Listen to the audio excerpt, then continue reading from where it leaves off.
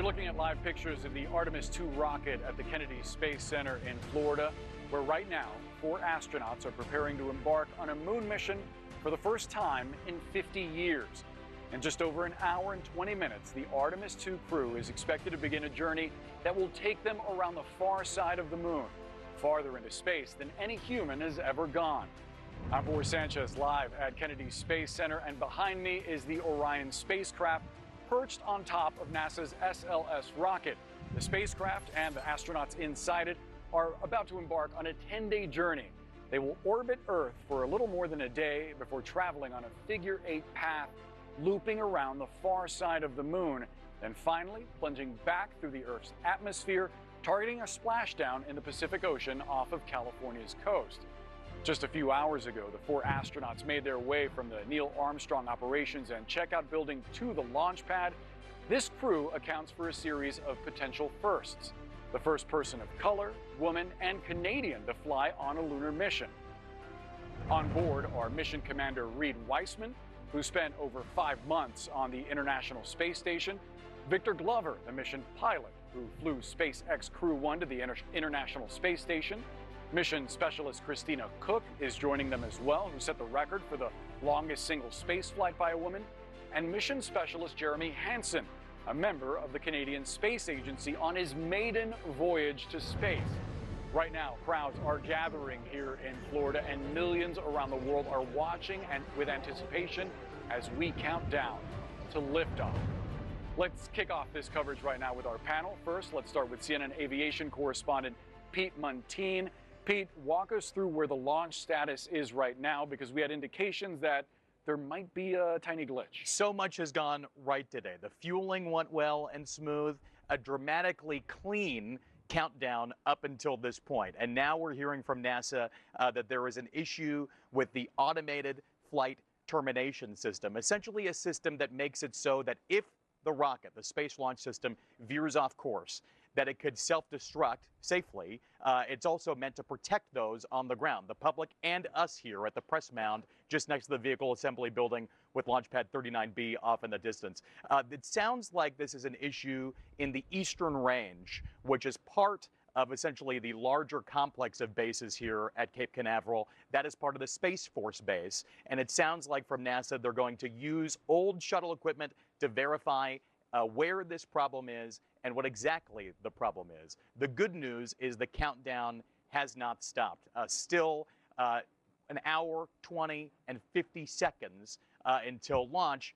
We don't want to jinx it just yet, although it seems that if this issue persists, it would be a no-go and at the very least a delay, at the very most a scrub for this launch, when so much was going right today. Yeah. And the overarching theme from NASA was confidence, but not too much confidence. As of right now, the mission is still a go, so it seems that NASA's confident that they will be able to manage this glitch before the launch window closes. Let's bring in the rest of our panel who's going to be here to join us on this historic day. We have retired NASA astronaut Katie Coleman and CNN aerospace analyst Miles O'Brien. Katie, perhaps not the news that we wanted to hear, that there's this slight glitch, but again, NASA's very confident they can manage this. Well, I would say that they've planned the timeline, that they've got room to try to manage anything that comes up. And I'm not so sure that they are sure that they're going to do it, but they've built in time to do their best and see what they can do. Miles, what do you make of the situation? It sounds like they're trying to use some analog equipment to handle this. Well, this points out an interesting thing about this brand new rocket. It was built with old pieces. It has shuttle engines. It actually flew on the shuttle, solid rocket boosters. There's one extra section, but the same design as the shuttle.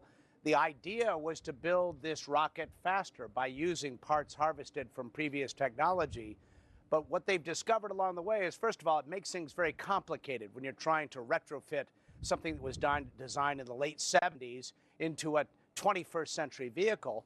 And on top of that, the flight termination system, which every astronaut wants to make sure that they know the person who's going to be pushing that button and usually leave a picture of their family with them to remind them of what that's all about.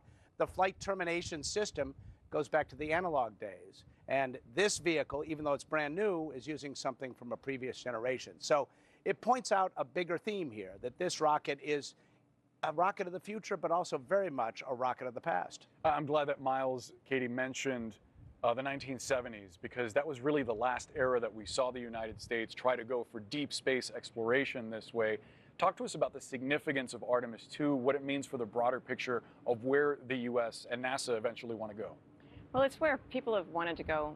I mean, we're built to explore, and I think that no one's ever given up on the thing that they see in the sky. It's the first place we pass on our way to the moon or Mars, and yet, at that time in the 70s, it was not, supported by the public, and now we've been building for a long time to get ready to make this leap, not just to go and plant a flag on the moon, but to make the plans and build a base there and actually stay.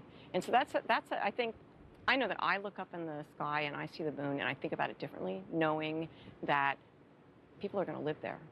And probably all know them, right? Yeah. And that it's just important that you realize that, Earth and home is just bigger than we thought, and it certainly includes our moon.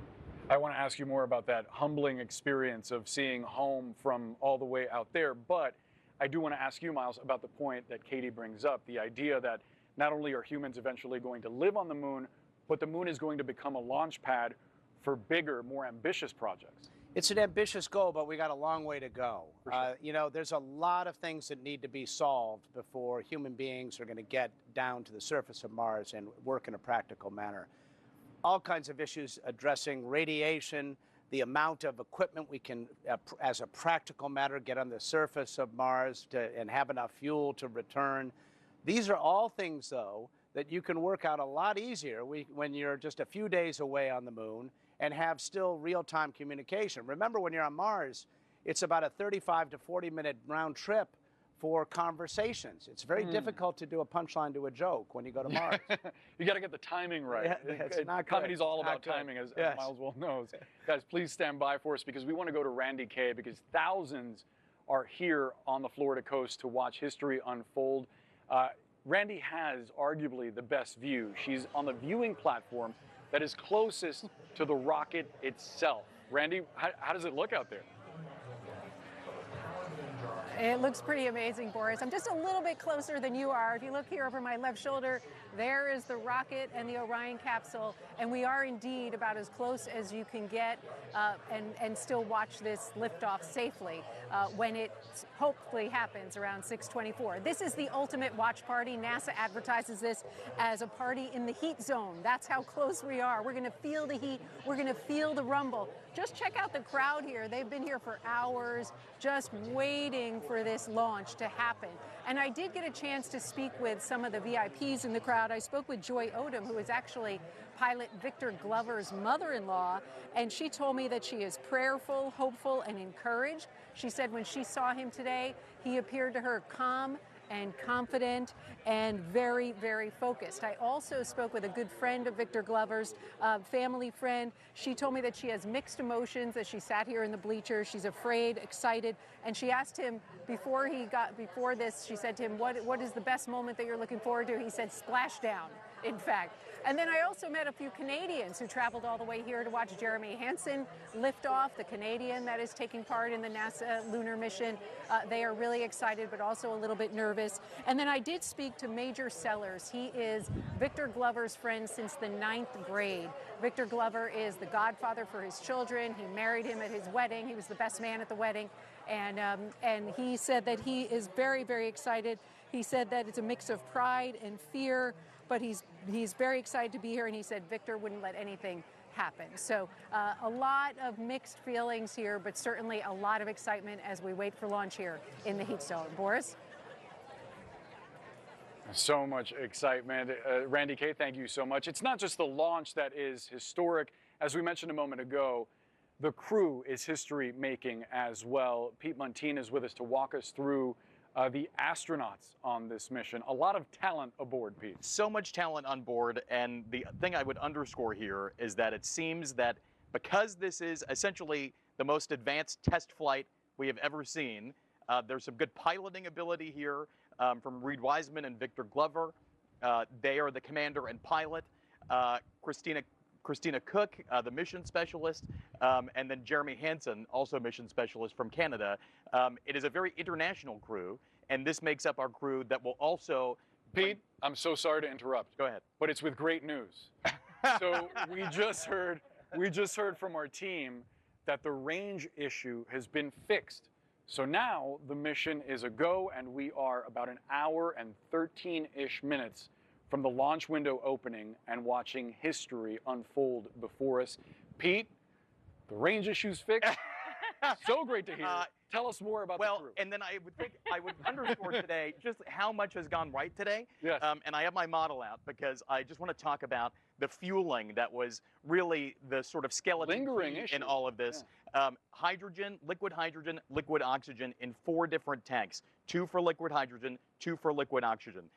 The main stage, that was the biggest concern, and then the upper stage was also a concern. And during the wet dress rehearsal of 8 weeks ago, which was essentially a dry run, pardon the pun, for this launch, there were issues with the fuel itself. And the problem is with liquid hydrogen, it's an incredibly small, in fact, the smallest molecule, making it very leak prone. And so NASA was continually finding leaks in the rocket itself, and that was the biggest hurdle we cleared today. Yeah. It seemed that that was where a potential snag could occur, and most of the fueling really went on without issue. Yeah. The issue is, though, you have to keep hydrogen and oxygen at its liquid form at a very, very low temperature. And so we're seeing some of it vent off. Yeah, there's a ton of boxes that you got to check off. Yes. And quickly, Katie, if you could describe for us the feeling of anticipation as you're sitting there laying flat on your back in this capsule, hearing, yeah, there's the thing with the range, we got to figure it out, but good news, we got it figured out. And now you're essentially just sitting there waiting, hoping that the rest of the boxes check off. Well, certainly there's this, sort of like, everybody's thinking, and then you're thinking you're going, and then suddenly people talk about something, and I think they just think about the team that is solving the problem, and they're going to solve it if they can. I mean, we go when it's right, and I think they keep a pretty level strain in the cabin.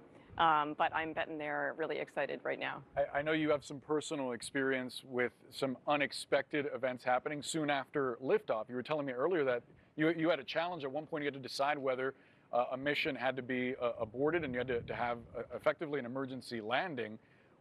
How much of that gets worked out before you even get here in the tens of thousands of hours that you spend training for something like this? Well, my first thought when the problem was announced, which was really just as we were clearing the tower, right, is that we had an electrical short. My first thought was that, we just did this last week in the simulator. Because we did with literally, a different electrical bus, but the same principle of got an indication of a short, we have to see what it means. Some of the computers have lost, their alternate controller, so they've sort of made more conservative calculations. And we're just listening to mission control, what they're seeing. Is there a problem? We don't really know. And on board, our job is to think about what's the next, is it too late to come back? And after it's too late to come back, where are we going to go next? And can we still go there if we have another problem? So we're always thinking about what's next. And those things happened all the way to, we sort of sailed towards main engine cutoff. And then just before we were supposed to hear, we heard main engine cutoff with a low level cut, meaning we ran out of fuel. Wow. And those conservative calculations from the engines that they did because of the short, it turns out we had a fuel leak that was not something they could understand, but knew that something was wrong. And that fuel leak would have been actually recognized by the engines, and with a low-level cut, would have been catastrophic. Wow. So the combination of these two failures, we got to space, and I have to tell you that, our job was to deploy the Chandra X-ray Observatory, one of a kind, 1.8 billion at the time. And you were able to accomplish the mission, and we're fortunate that it all worked out. It's that true. You're back So it happens, and I amazingly, really, as soon as you're up there, that's done. We're okay. Yeah. What's next? Let's deploy the telescope. Yeah, and what is next for these astronauts aboard the Artemis II? The second hatch is just about to close, or I think it just has closed. We're obviously watching these events unfold closely as they happen. Still to come on CNN, the astronauts' critical flight path, why every detail on this 10-day journey matters. We're going to speak with astrophysicist Neil deGrasse Tyson about this ambitious mission and how one day this could be a stepping stone toward Mars. Eva Longoria, Searching for France, premieres April 12th on CNN and next day on the CNN app. What you do today changes what you need tonight. Introducing the new Comfort Mode mattress from Sleep Number. It changes as fast as your life does, personalizing your comfort every night. Only at Sleep Number. This is the farmer's dog turkey. Apparently, this is also turkey. But only one actually looks like turkey, since only one is gently cooked without the ultra-processing. And only one is human grade, because good ingredients matter. But the best recipes call for so much more. Get 50% off your first box, available only at thefarmersdog.com. I was 16 when my father passed away. My dad had one life insurance policy. That's why I was able to go to college. Protect your family with life insurance from Ethos. You can get same-day coverage without ever leaving your home. Check your price today at ethos.com. Falls are the #1 cause of injury to senior citizens. Acorn Stairlifts has the solution. Just don't fall. Sit, relax, ride with an Acorn Stairlift, the world's leader in stairlifts. Don't let limited mobility keep you from going up and down your stairs, even outside. Call Acorn Stairlifts now for a free information kit and no obligation quote. Why risk falling when you can safely ride? Our Acorn Stairlift is definitely more affordable than moving. The Acorn Stairlift has a padded seat and backrest. Safety sensors stop the chair if there are obstacles. The seat swivels and locks so you don't twist your body. And the Acorn Stairlift folds away. It even runs during power outages. I was really surprised at how little it cost. Call 1-800-611-8027 right now for your free information kit or visit our website today. That's 1-800-611-8027. Messy happens. When it does, there's HomeAglow. For just $19, HomeAglow will clean your entire house. Everything from dishes to vacuuming, even laundry. Join thousands of Americans and book your first cleaning today for just $19. Moderate to severe Crohn's disease or ulcerative colitis symptoms can keep you out of the picture. Now, there's Skyrizi. I've got places to go and I'm feeling free. Control of my symptoms means everything to me. Control is everything to me. Get back in the picture. Skyrizi is proven to help deliver relief, repair, and remission. Feel significant symptom relief as early as 4 weeks. Skyrizi is proven to help visibly repair damage of the intestinal lining at 12 weeks and 1 year, and help people achieve lasting remission. Don't use if allergic. Serious allergic reactions, increased infections, or lower ability to fight them may occur. Before treatment, get checked for infections and TB. Tell your doctor about any flu-like symptoms or vaccines. Liver problems leading to hospitalization may occur when treated for Crohn's or UC. Ready to get back in the picture with Skyrizi? Control is everything to me. Ask your doctor about the #1 prescribed biologic in Crohn's and UC combined. Progressive makes it easy to see if you can save money with a commercial auto quote online, so you can get back to your monster to-do list. Super helpful. See if you can save money at progressivecommercial.com. Thank you. There's competition on the court and a different game on the sidelines. The industry has become the Wild West. Go inside one of college basketball's biggest gambling scandals. Money Madness, college basketball at a crossroads. Sunday at 8 on CNN.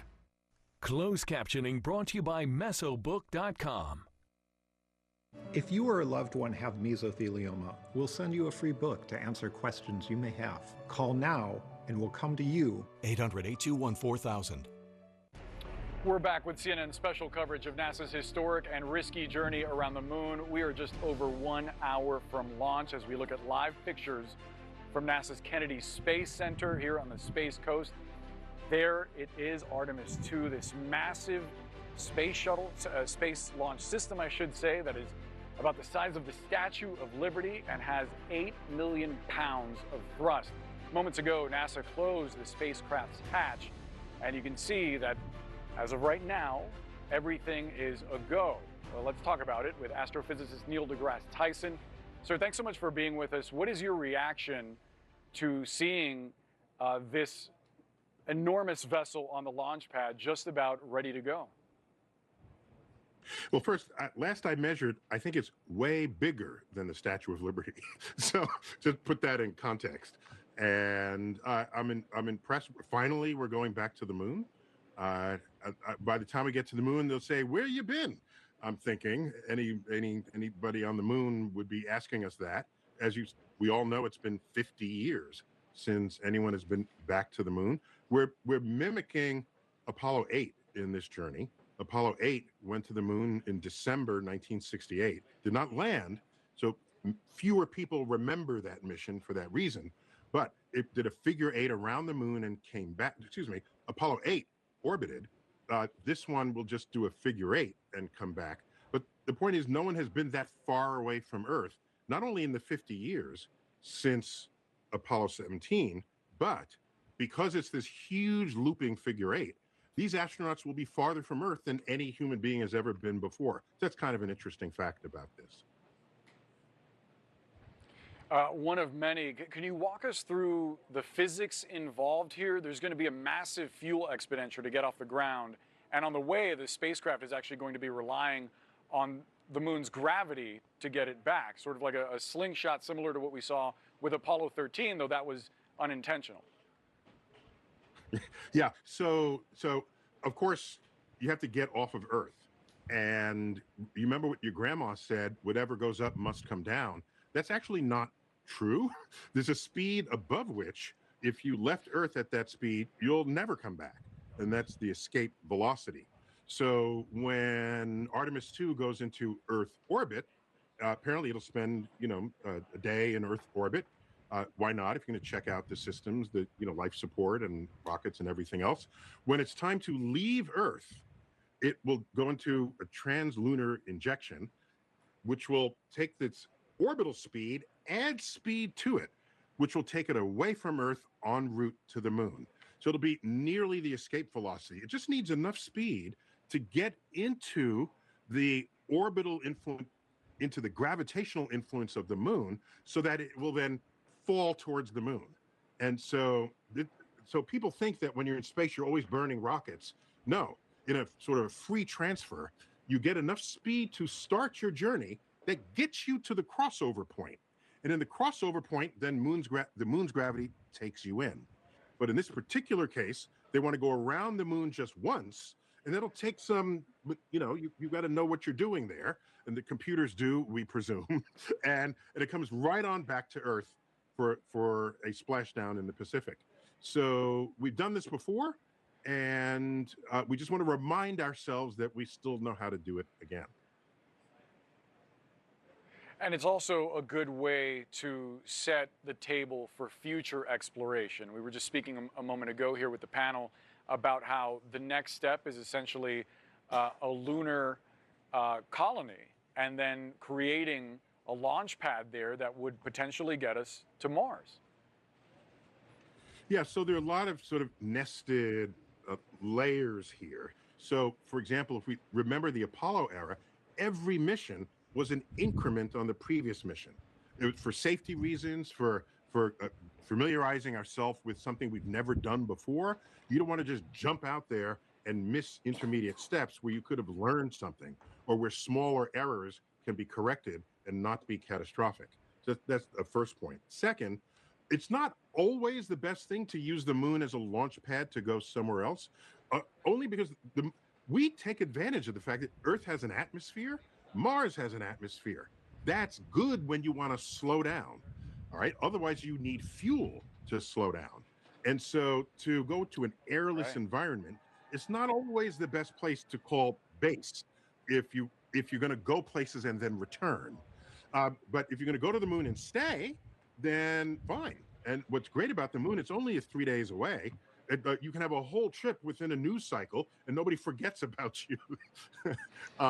So I like the moon because it stays with us the whole journey with the astronauts. Yeah, a lot of reasons to like the moon, that being a principal one, especially on this mission. Neil deGrasse Tyson, thank you so much for sharing your expertise. Always appreciate your time. Thank you. Thanks for having me. Of course. So 4 astronauts are about to embark on the most challenging space flight of their lives. What could they be thinking right now? What could they be on their minds as they lay flat on their backs with space in front of them? My next 2 guests have been to space several times. Twins and retired astronaut Senator Mark Kelly and his brother Scott will be joining us next.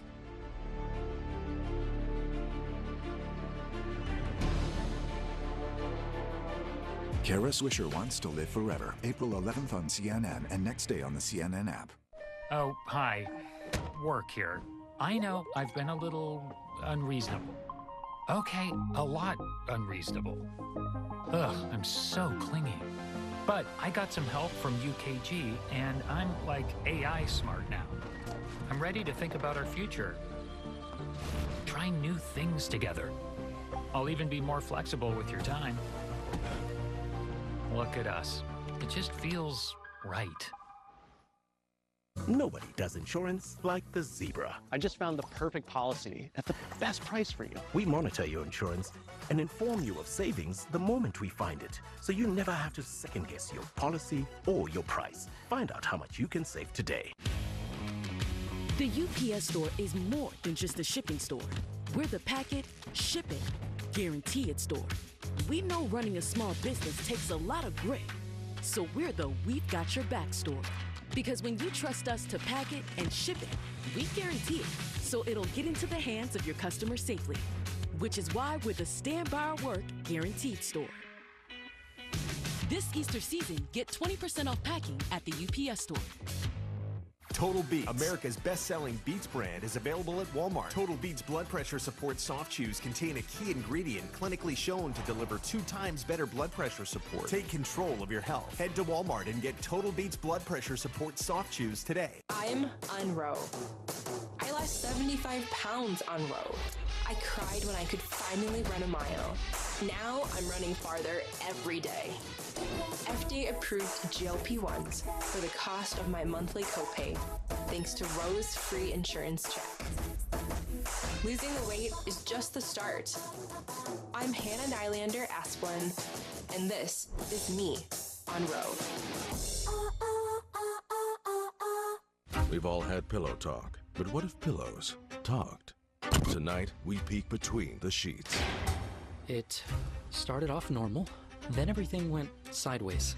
I fell behind the headboard early on, but Jimmy got right into the thick of it. They use me for leverage.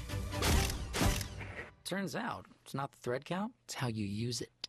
I'm used to being fluffed, but this... I'd be mad if I wasn't so impressed.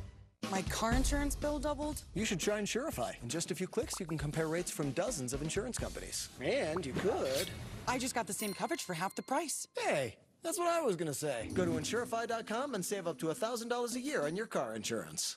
Hey there, everybody, gotta get someone off my chest real quick. Gotta find a therapist who really listens to what I have to say. Buddy. Look on ZocDoc, 15, 10, 20 therapists, including a guy right here. Don't just listen, really makes you feel like you're being heard. So, you've got options. Download the ZocDoc app today.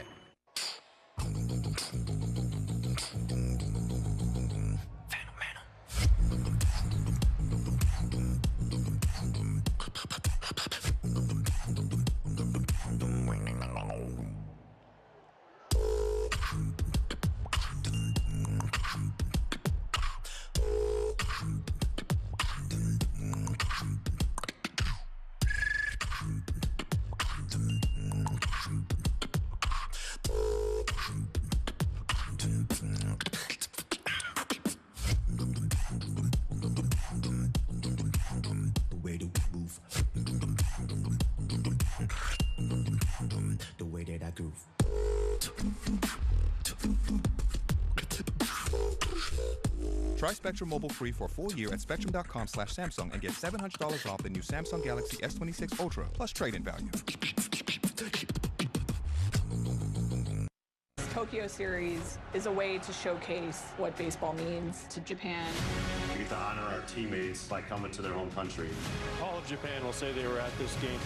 Homecoming, the Tokyo Series, now streaming on the CNN app. CNN special coverage of the highly anticipated launch of Artemis II, which is now expected in less than an hour. We're looking at live pictures of Artemis II at Florida's Kennedy Space Center. This historic mission to the moon, bringing humans one step closer to the next frontier, Mars.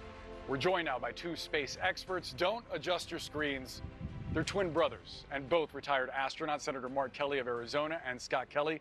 Thank you both so much for being here. First and foremost, what is your reaction now, being on the cusp of history, seeing it firsthand? Well, hey, I'm excited. I know the crew members are really excited about this. I'm sure their families are. NASA is. And I think the country is. I mean, this is something that can really unite us and bring us together. And we only got, what, 53 minutes to go, and these guys are going on an incredible ride here from Florida all the way to the moon and back. All the way to the moon and back, further than anyone has ever been, Scott. Absolutely, further, and I think faster than any other humans have ever traveled. Yeah, what does it mean to you to be here today witnessing this, given your time in space, given everything that you've been part of as NASA gets back to the moon? Yeah, well, one of my earliest memories was Apollo 11, 1969, the first lunar landing. So for me, 50 years later, be here seeing people fly around the moon is really, really amazing. The only place that I would rather be than sitting right here next to you is sitting about 2.5 miles in Orion. I bet. On the launch pad. What is it like to be laying there, as I was saying a moment ago, with someone you're very familiar with, Colonel Katie Coleman, laying on your back, going through that checklist? It's got to be nerve-wracking to a degree. It's exciting. You're focused. And, you know, in my case, you know, doing that 4 times on the space shuttle, you really just don't want to make a mistake. You know, they got things that they have to do in order. Some of them are rather complex, but you're focused on the mission, and you're really looking forward to getting it started when that clock hits 0. And when that clock hits 0, what goes through your mind? Well, you know, it depends, I think, on which launch it is for you. But, you know, a new rocket, no one's ever flown this before. In case of, you know, the Canadian Jeremy Hansen, he's never launched into space on a rocket. And the first few seconds, you're like, holy crap, this is more energy than I thought. As a matter of fact, I tried to explain, I flew a couple of years before he did. And for those 2 years, I tried to explain to him what launch was going to be like. And then when he landed on his first mission and the hatch opened and he came out, the first thing he said to me is, I had no idea what that launch was going to be like. Yeah, it's a crazy ride. It's indescribable, it seems. Yeah, and the simulator can. The simulator does a really good job at the systems. Sure. Doesn't even try or attempt to make it feel like what it actually feels like. 8 million gallons of thrust is you know something how many people have felt. Well, you know how it looks like you're going up really smoothly? Doesn't feel anything like that. Yeah. I mean, it feels like you're shifting like 30, 40, 50 feet in either direction very rapidly, like you're going down the railroad tracks on a runaway train at 1,000 miles an hour. That is a great way to put it. I wonder, Senator, what you think this means for the country. You were talking a moment ago about a unifying moment as we're divided in our politics, and even on space exploration itself. There's a lot of folks that I've talked to out there that are wondering why spend so much money on these expensive missions when there are issues on land that money can alleviate. What is your response to those folks? Well, I mean, a couple things here. First, on the unifying thing, right? It's good when we can come together as a country. We've got a lot going on, right? There's a war with Iran. There's a war in Europe. We've got rising costs on everything from groceries to rent to healthcare. But why do we want to do this? Well, first of all, this is only something like Americans can do, right? We haven't seen, the Chinese are attempting to go to the moon.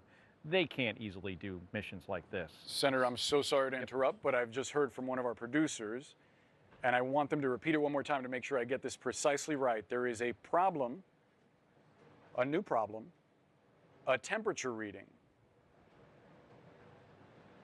on the launch abort system battery.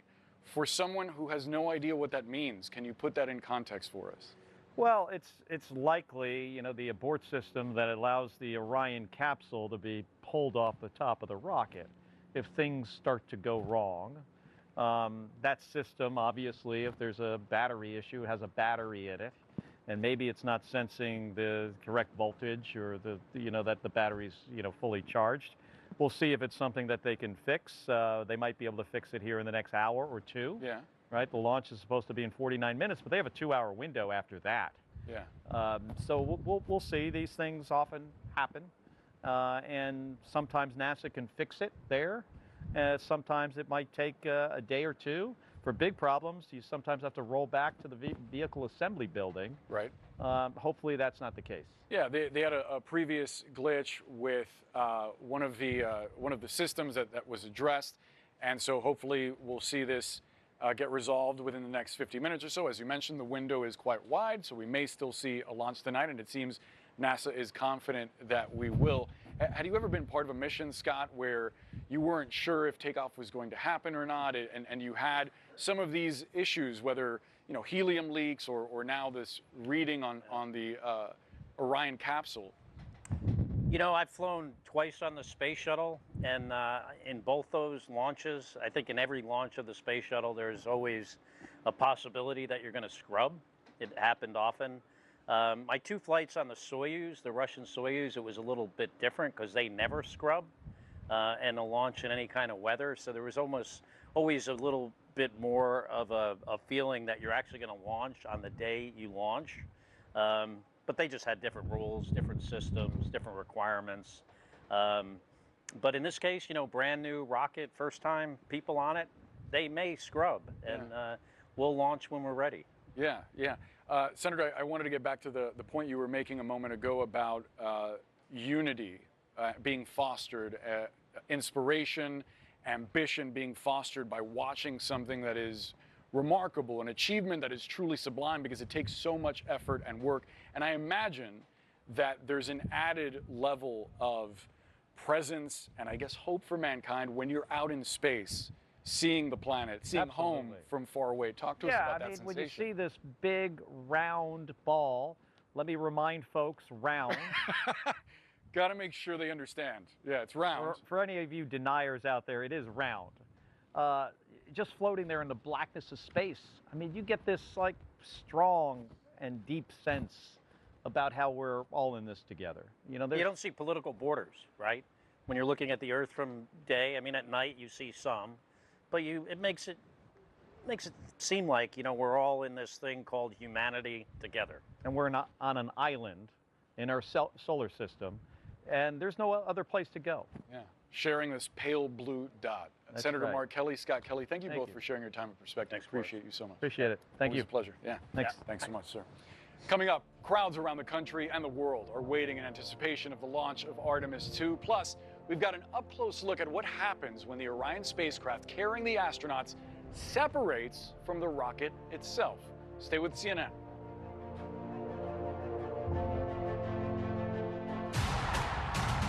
Homecoming, the Tokyo series, now streaming on the CNN app.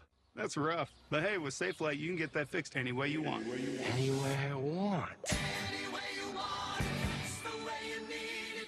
It's your windshield. Get it fixed any way you want with SafeLight. SafeLight repair, SafeLight replace. The FBI calls it house stealing, the latest scam where a cyber thief transfers the title of your home out of your name and steals your hard-earned equity.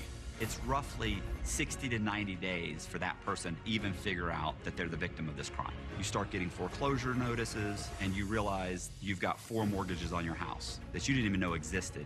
Unfortunately, it's on you to protect yourself. You might already be a victim. Check your title status now at HomeTitleLock.com.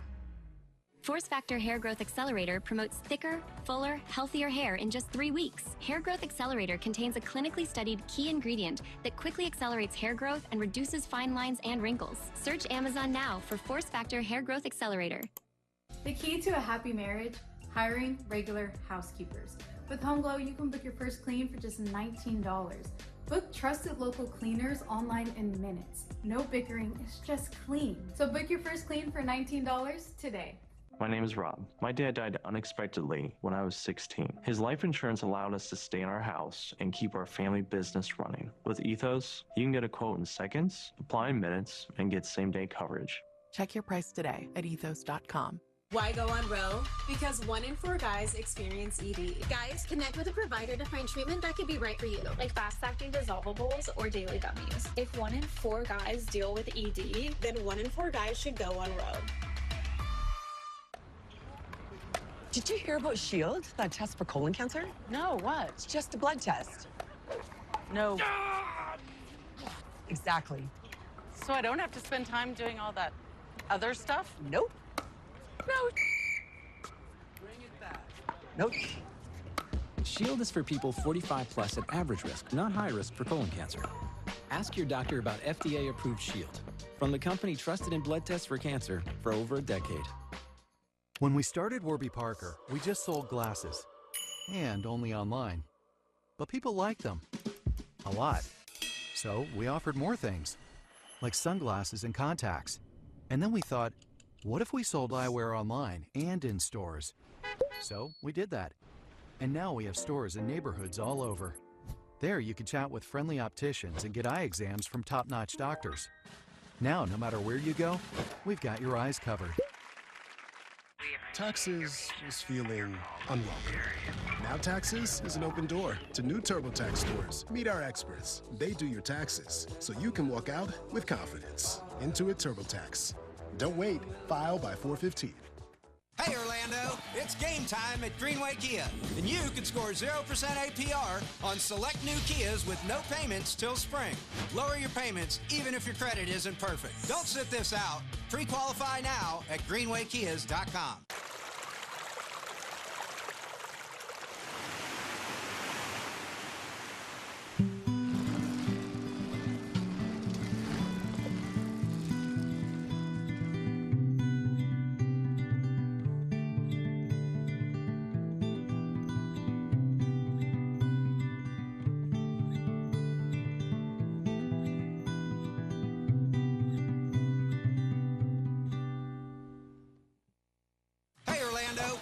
Kia has a big league inventory, and we make the deals other dealers won't.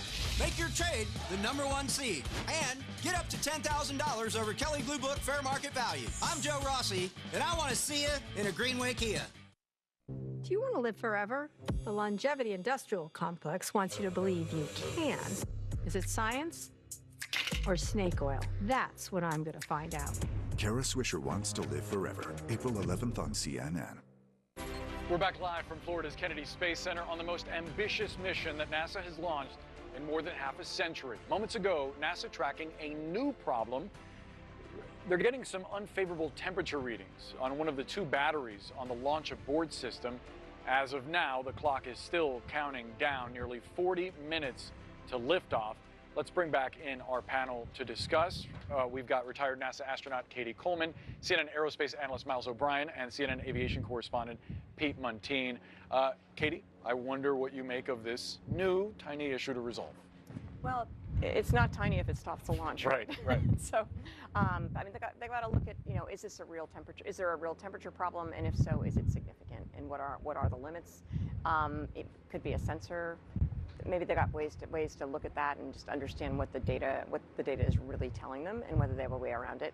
They make these rules about whether to go or not long ahead, and so we'll understand more soon. Yeah, no doubt. Miles, what are you thinking about this latest? Well, it underscores a key point here, and it's worth pointing out to people that there is an abort scenario for this crew, all the way from the ground, all the way up to 3 hours, I believe. And this was not the case with the shuttle. There was something called a return to launch site abort scenario, and Katie will tell you what astronauts called that. Basically, the rocket would have to fly backwards, supersonic, into its own rocket plume to do a U-turn in midair and come back and land here. That was never tried. No one ever really thought it would work. Yeah. And so the abort scenarios on the shuttle just didn't really exist like they do here. But the battery's got to work if you want that rocket on top of the Orion capsule to blow and separate from the stack. And so they're not going to launch if that's not right. Let's hope, as Katie points out, many times these are sensor failures. They have other ways of checking things. Maybe it's just an aberrant thing, and we can clear this thing before and still launch. But it just points out, I mean, we're talking millions of parts, as some of the Apollo guys famously joked, all from the low bidder. And we are, things will break, and everything has to be just so to launch. Yeah, CNN's Tom Foreman is in the virtual room for us, and Tom is ready to show us what happens once the rocket is in flight. Let's watch. When Artemis gets off the ground, as we have been hoping all day, and passes through low Earth orbit, or LEO, about 100 miles up, all eyes are going to be on this, the interim cryogenic propulsion system. This is yet another booster, and its main job is to push the Orion stack up here into a huge elliptical orbit around the Earth, the farthest point of which will be some 40,000 miles away plus. Once that is done, the ICPS will also be done, and it will break away from the Orion stack. Now, Orion is going to use it as sort of a space target to practice some maneuvers, but basically it's just going to start drifting back toward Earth, where it's expected to burn up upon re-entry. Then we will focus on Orion up here, the crew capsule up top and the service module down below. The service module is an absolute workhorse in all of this, supplying water and oxygen and nitrogen and electricity to the crew capsule. The electricity coming from these huge solar arrays, which are about 23 feet long and can be adjusted so they always face the sun in the optimal manner. One of the maneuvers you may see this whole stack do is this slow rotation, which you've probably seen in other spacecraft. Why do they do that? Well, in part to balance out the extreme temperatures of space, where it can be so hot on the sunny side and absolutely frigid on the shady side. The service module is going to stick with the crew capsule for the entire mission up until re-entry, but I'm going to break it away right now so we can talk just a little bit about the crew capsule, because it is a wonder. 23,000 pounds at liftoff, shielded against space radiation and micrometeoroids. Let me blow it up to full size so you can see how big this thing is. I'm 6 feet tall. This is 11 feet tall, more than 16 feet wide, making it the roomiest spacecraft that NASA has put out since the Space Shuttle, with more than enough room for this 4-person crew to live there for 21 days if they had to, with their spacesuits and food and water and waste facilities and communications equipment, everything they need, even some exercise gear. And they'll appreciate that space, because it's a very long journey from the Earth to the Moon and back, 685,000 miles, as Orion is expected to fly. Our thanks to Tom Foreman with that special view. We're back with the panel now, and Pete, you've got a view yourself of this capsule and the significance of this latest tiny glitch that NASA's trying to correct, this battery issue. You have to take the good with the bad, and the good news is that weather is now 90% favorable, 90% go for launch. The potentially bad news is the issue with the battery on the launch abort system. That is the little tower at the very top of the Orion capsule. It has 4 different rockets on it.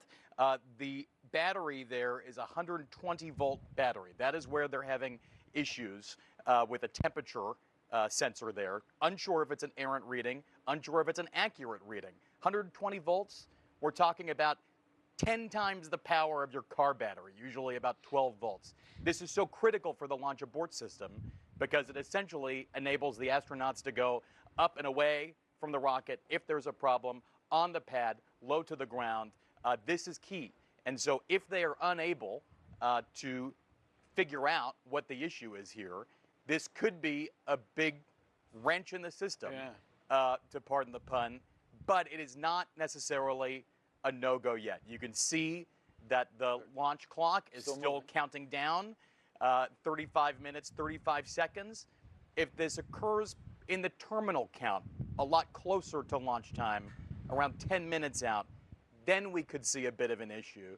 And remember here, there are some aces to play. So the window, 2-hour launch window, opens at 6:24 Eastern time, but it's a 2-hour window until 8:24. So there could be some time here for the tens of thousands of folks involved in this mission to really sort this out. Although the closeout crew that was up there on the tower with the 4 astronauts in the Orion capsule in integrity have now left the tower. Seems that things are still moving forward, although there's this one glitch in the system.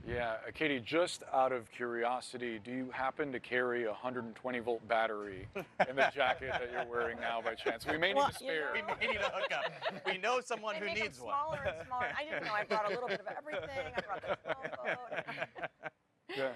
You wish, don't you? Yeah, definitely. I mean, I asked you this with the previous issue that was resolved, but I have to think that for the astronauts on board, there's a little bit of frustration, just given that everything so far has gone right. Now it's like, maybe it's just a sensor. Do you sense any frustration? You're allowed to be human. You're allowed to even just think, we're probably not going to need that thing. We just want to go. And that's why actually NASA and the crew make these rules about, what is okay. You make them so you're not making those decisions about what is okay in the heat of the moment. And it also might, this is their first time to strap in. They know that it might not be their last. Yeah, no doubt. And Miles, as we were hearing from Pete about the significance of how this all came together in our conversations today, you've emphasized that Artemis II, in a lot of ways, is an amalgamation of different projects that NASA has had. We were talking previously about the RS-25 engines and this Orion capsule itself being sort of integrated into this system. What's the significance of all these different parts coming together for this moment? Well, Boris, this was a rocket system that was designed in Congress. I think we can just leave that out there and we can decide Interpret that how you will. The rocket scientists might want to be involved or not. It might be a good idea. This was an idea that was born of politics, and a lot of NASA has been linked to politics since the beginning, of course. The entire moon race was geopolitics. But in this case, born out of decisions whether to go to moon or Mars and cancellations of programs, this is what survived when Obama canceled the moon mission that George W. Bush envisioned.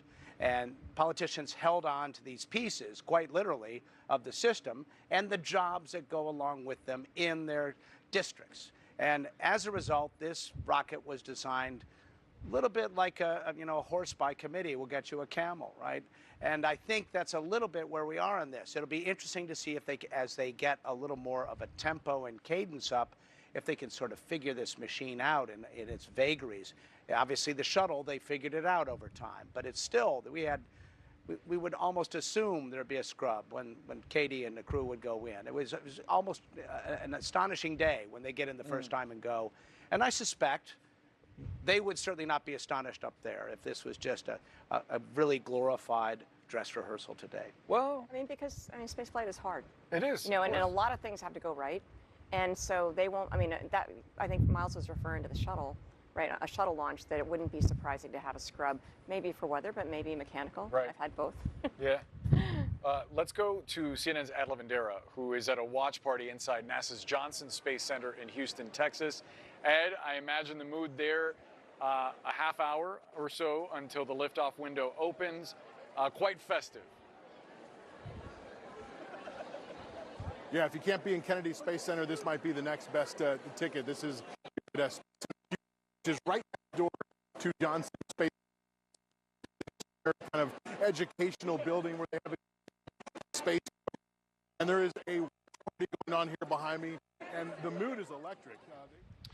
So as you can see, it's not only hard to launch a huge space shuttle, it's also hard to just go live from Houston, Texas at a watch rocket party. Science. So. Listen, these things, the details, these things right? happen. Case in point, a lot of things have to go right. We've got about 30 minutes before the launch window opens. There is a lot to keep an eye on coming up. What this historic mission to the moon means for the United States and for the world. Who better to ask than Bill Nye the Science Guy? Moments ago, NASA also saying that we are well on the timeline. So just about a half hour from launch, we're going to hear from Bill Nye and keep you updated with the latest on this mission to the moon. Are you comfy? I feel like I'm in an air fryer, but sure. Yeah. That's rough. But hey, with SafeLight, you can get that fixed any way you want. Anywhere I want. It's your windshield. Get it fixed any way you want with SafeLight. SafeLight Repair, SafeLight Replace. Are you throwing away money on your car insurance? Yeah, that's exactly what I'm doing. Try Insurify. We help you compare quotes and save half on your car insurance. I like it when things are convenient and save me lots of money. Go to Insurify.com and save up to $1,000 a year on your car insurance. Total Beats, America's best-selling Beats brand, is available at Walmart. Total Beats blood pressure support soft chews contain a key ingredient clinically shown to deliver 2 times better blood pressure support. Take control of your health. Head to Walmart and get Total Beats blood pressure support soft chews today. Want the fastest working GLP-1? For half the price, Ro now offers FDA-approved weight loss injections cheaper, so you can see weight loss results faster. Lose 20% of your weight with the formula that hits not one, but 2 hormones for less hunger and faster results. Weight loss, faster. Confidence, higher. Price, cheaper. See if you qualify at ro.co/TV. Yeah. 2 p.m. still works great. We'll put our best guy on the job. You said you were the best guy. Also the sales guy. You should check out Capitus. You can get a fast business loan and hire some help. Customer service, please hold. Loans are complicated.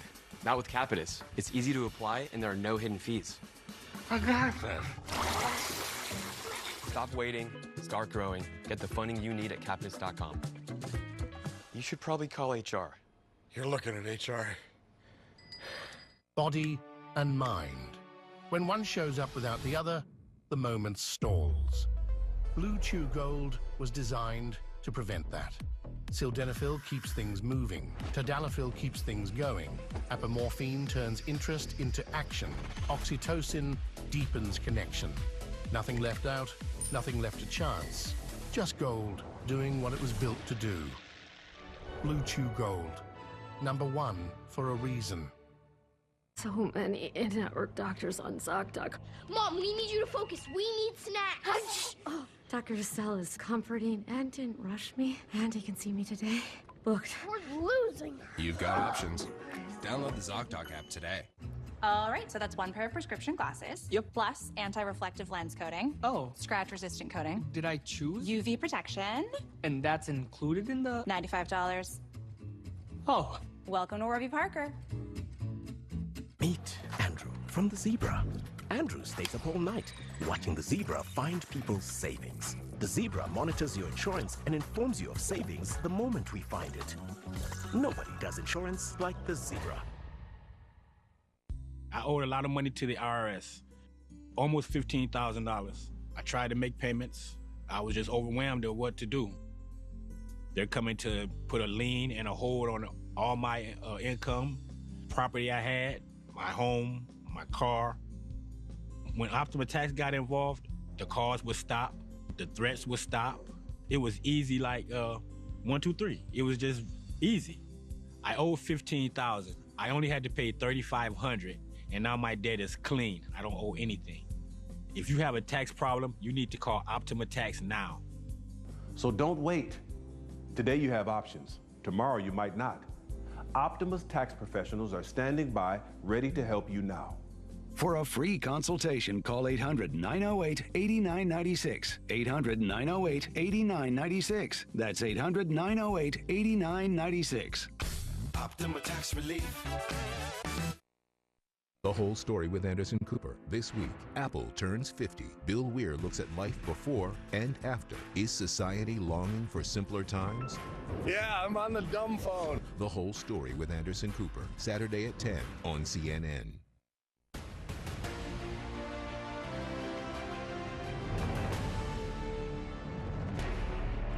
For those just joining us, welcome to CNN's special coverage of this historic space mission. For the first time in more than 50 years, humans are heading back to the moon.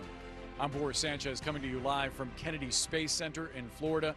Behind me is the Orion spacecraft perched on top of NASA's SLS rocket. In just minutes, 4 astronauts are hoping to embark on the most demanding flight of their lives. One that'll take them 4,600 miles beyond the far side of the moon, the furthest humans have ever gone into space. Let's check back in with the anxious crowds here in Florida to watch the momentous launch. CNN's Randy Kay is closest to the rocket itself. In the heat zone, Randy, what's the mood there among spectators? Yeah. People are really, really excited, Boris. They actually just got a safety briefing because we are in the heat zone. So they just were told what to do in case anything does go wrong. But this is the hottest ticket in town. Take a look at this crowd here. They have been waiting out here in the sun, in the clouds, all afternoon. It's about $250 a person to join the crowd here in the heat zone for this Artemis watch party.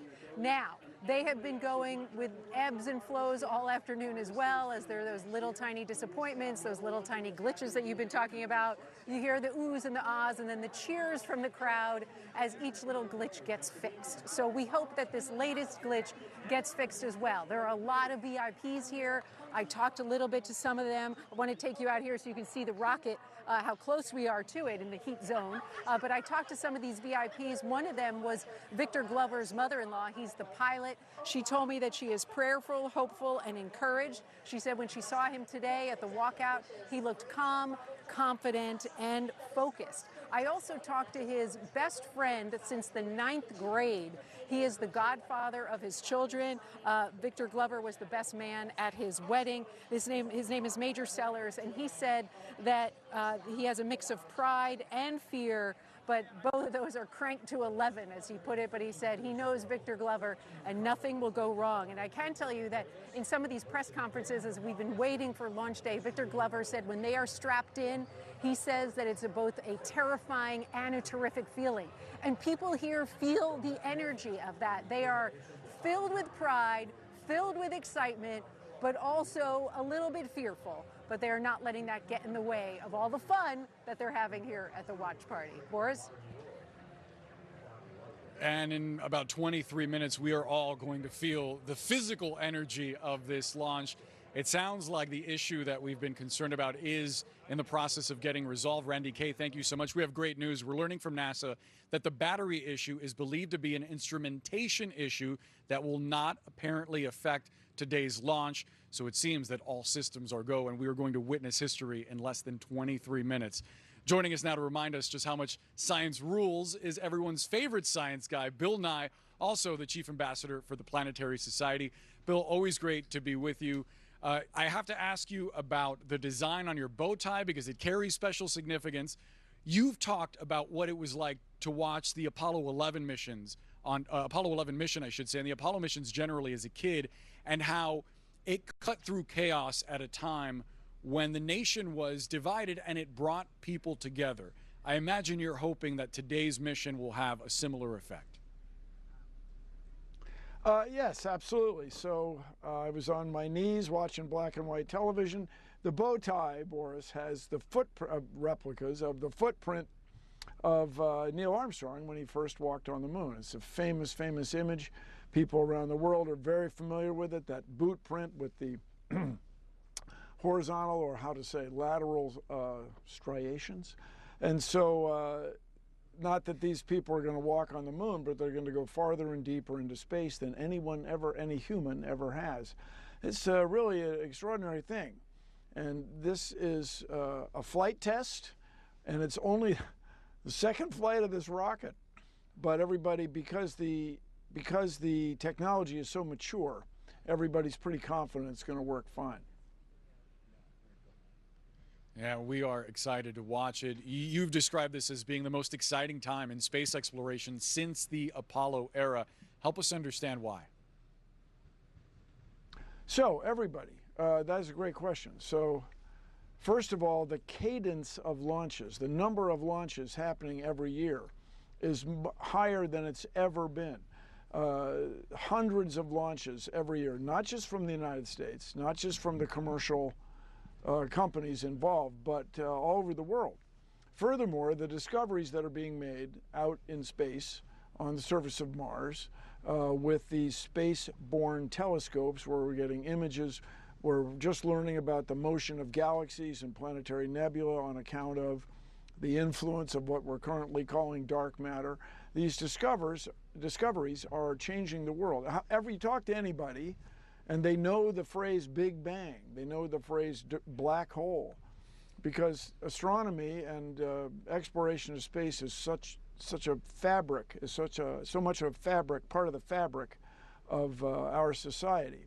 And this is where we invest our intellect and treasure to build these rockets, hire these crews, train these crews, and have the Space Launch Complex where you are there in Florida to pull this thing off. I mean, it's a big deal. As I say, we solve problems that have never been solved before, and it brings out the best in us. No doubt about that. To witness something that has taken literally years to put together and just enormous amounts of manpower and technical expertise, what does it mean to you to see that the United States has taken this kind of effort to go to the moon and even further off the shelf, and is reinvesting in these programs, in part undeniably because of geopolitics and the speed at which China has progressed its space program, but also to what you spoke about, the effort to advance science and to inspire a younger generation? Well, inspiring younger generation is going to happen. That's what I always say.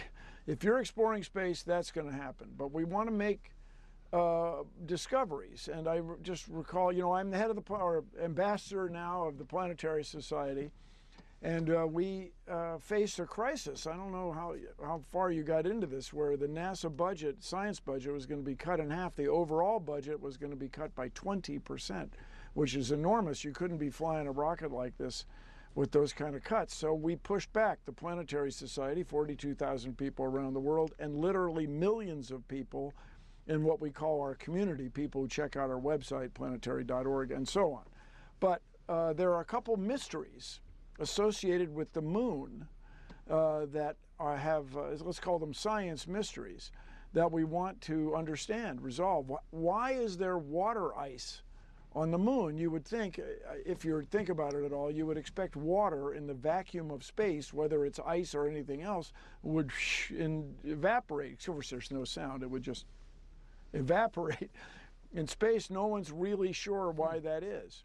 And there's the history of Earth stored or frozen in the surface of the moon. By studying the moon, that's when when the rocks were brought back in the late 60s, early 1970s, that's when geologists here on Earth revised our understanding of Earth's history. So there are discoveries to be made. And as Bruce Murray, who was one of the founders of the Planetary Society, used to say, people ask him, why are you flying these missions? What are you going to learn?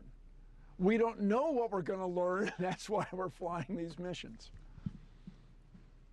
Yeah, it's an amazing journey of learning and exploration. Bill Nye, thank you so much for sharing your perspective today. Thanks for being with us. Let's bring back the panel now. Joining us remotely is retired astronaut Garrett Reisman. He served as a senior advisor at SpaceX and an astronaut advisor at VAST. Thank you so much for being with us, sir. As a former astronaut, what's your take on the stakes and significance of this mission? My take, I think it can be summarized in one word, which is FOMO. I wished I was on that rocket. It's an amazing mission. We haven't sent anybody beyond low Earth orbit in over 50 years. So this is really historic and getting us on a trajectory literally back to the moon with humans. I couldn't be more happy for this crew, and it's such an amazing crew. It does change everything when you know the people that are strapped into that rocket. And I couldn't be happier for the four of them. Yeah, it gives it a different texture to what this mission means for them personally. We're now just about 16 minutes away from the launch window opening, and we've got the rest of our panel with us. Garrett, please stand by, because Pete Muntean is going to tell us more about the actual astronauts, these 4 astronauts, 3 Americans, 1 Canadian, that are going to be headed where no one has ever been. And now they can breathe a sigh of relief that we have this update from NASA that says that the NASA engineers investigated this sensor that was part of the launch abort system. That's the tower at the very top of the Orion capsule there. That is where there was a issue with the attitude control motor battery, meaning the motor in that group of rockets that's on the, actually like the center point here of that tower there, that controls the attitude, the position in space of this launch abort system that moves the astronauts out and away in case of a abort close to the ground. The temperature was higher than expected, but it's now believed it was an instrumentation issue like we speculated here, and now it seems that we're going to continue with the launch. The folks breathing the sigh of relief are these 4 here. This was the walkout photo as they made their way from the operations and control facility here at NASA Kennedy Space Center to the Astrovan for their 20-minute ride to Launch Pad 39B. Reed Wiseman is the oldest, among the oldest, and is the oldest who is on this flight today. 50 years old. He's in the left side seat, really primary control duties. And then There's Victor Glover to his left in that photo, to the right immediately on your screen, seated next to the commander, also on the left side of the rocket, responsible primarily for maneuvering. Then there's Christina Cook, although it is spelled Coke. The pronunciation is Cook. She's on the right side, closer to the hatch, critical spot there. It will be the first female to ever participate in any sort of lunar mission away from Earth, rounding the backside of the moon. And then Jeremy Hansen, who is the first Canadian to ever participate in a lunar mission, first non-NASA astronaut, and the first Canadian to travel into deep space. He's also seated on the right side of the capsule, primarily responsible for life support equipment. It is a really tremendous weight that they have on their shoulders now as the clock ticks even further and further down. Yeah. There was an uproar in the crowd here at the hour mark. Everyone has been stone silent, it seems like, ever since, because I think we're all waiting with pins and needles on what has been a day where we have cleared hurdle after hurdle, and things have gone remarkably well. It is really quite incredible that we are at this point. And some critics would say there's too much pressure on this mission to go today. But the thing to consider is there is a good window. It seems that NASA is going to take it. The weather windows, Thursday, Friday, Saturday, not near as good. We are about to enter the terminal clock, the terminal countdown, and Miles O'Brien is here to help us understand the significance of what is about to happen, because this is now getting more and more real, Miles. Well, I want to take a moment, Boris, to talk about the team that is making this all seem so smooth today. The group of people in that Launch Control Center, led by Charlie Blackwell Thompson, they have handled each of these glitches really well. And much has been said about the fact that the Space Launch System doesn't have a high tempo. It's been 3.5 years since Artemis I. I think we're going to get a polling. They're starting to poll right now, I think. But they are about to do a poll. We might want to listen to that. But I will say this. I think the team is doing really well. Help our viewers understand. Yeah, so basically, the launch director goes through the room. Each console is responsible for a little subsection of the data stream and the equipment on the rocket. They're looking at those screens, making sure those batteries are conditioned correctly, making sure that flight termination system that we've been dealing with is working just fine, working on all the other systems, and reporting back to the launch director, go or no go. Yeah. And she makes a decision after she polls that room whether to recommend a launch today. And that's what we're about to get into right now. So essentially, she takes the wisdom in the room, everybody that's on top of their unique subset of this mission, and then ultimately makes the call. And as we get to now 11 minutes, less than 11 minutes and 30 seconds, there's a lot riding on that decision. For all personnel, we got a little bit more. It's true, and we've seen this team make a lot of really hard decisions. And actually, I've seen a lot of photos and videos of their interaction with the crew, where their one-on-one interaction, talking about these things, outside of the control room, outside of simulations and things. But in real life with the rollout, a lot of different decisions. They have a lot of experience making hard decisions, and especially ones that they wish were going a different way. Yeah. It does seem like they're going to pause the clock at 10 minutes out, which was one of the aces that they have to play. I'm listening to NASA TV in my other ear. And it seems like they're going to pause the clock to do some more work. It's unclear to me what the work is. They're saying they have more work to do. That was the NASA test director, Jeff Spaulding, reporting that there's still more work, but it was unclear what he was talking about, and that's why they're going to hold a little longer at 10. But this is how these countdowns are built, with these holds built in, to do an opportunity for the team to regroup, to focus the mind, to reset deadlines so they know where they are and how much time they have to play with. And that's why these holds are important. They go back to the days when they were doing rendezvous with the Gemini flights. They wanted to keep everything in sync. But it became a part of the habit here to have the holds as a point to stop and regroup.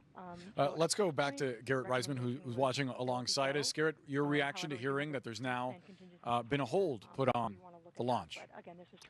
That's correct, Boris, and it's really not a big deal, is I guess my summary.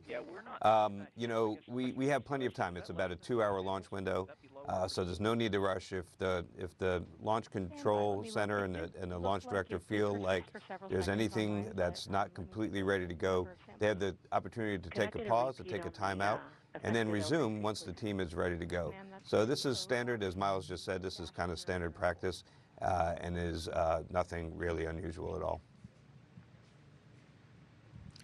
Going back to a point that we were just making a moment ago about the crew on board, Garrett, you have some familiarity with them. Tell us about what it means to have these folks on board this historic mission.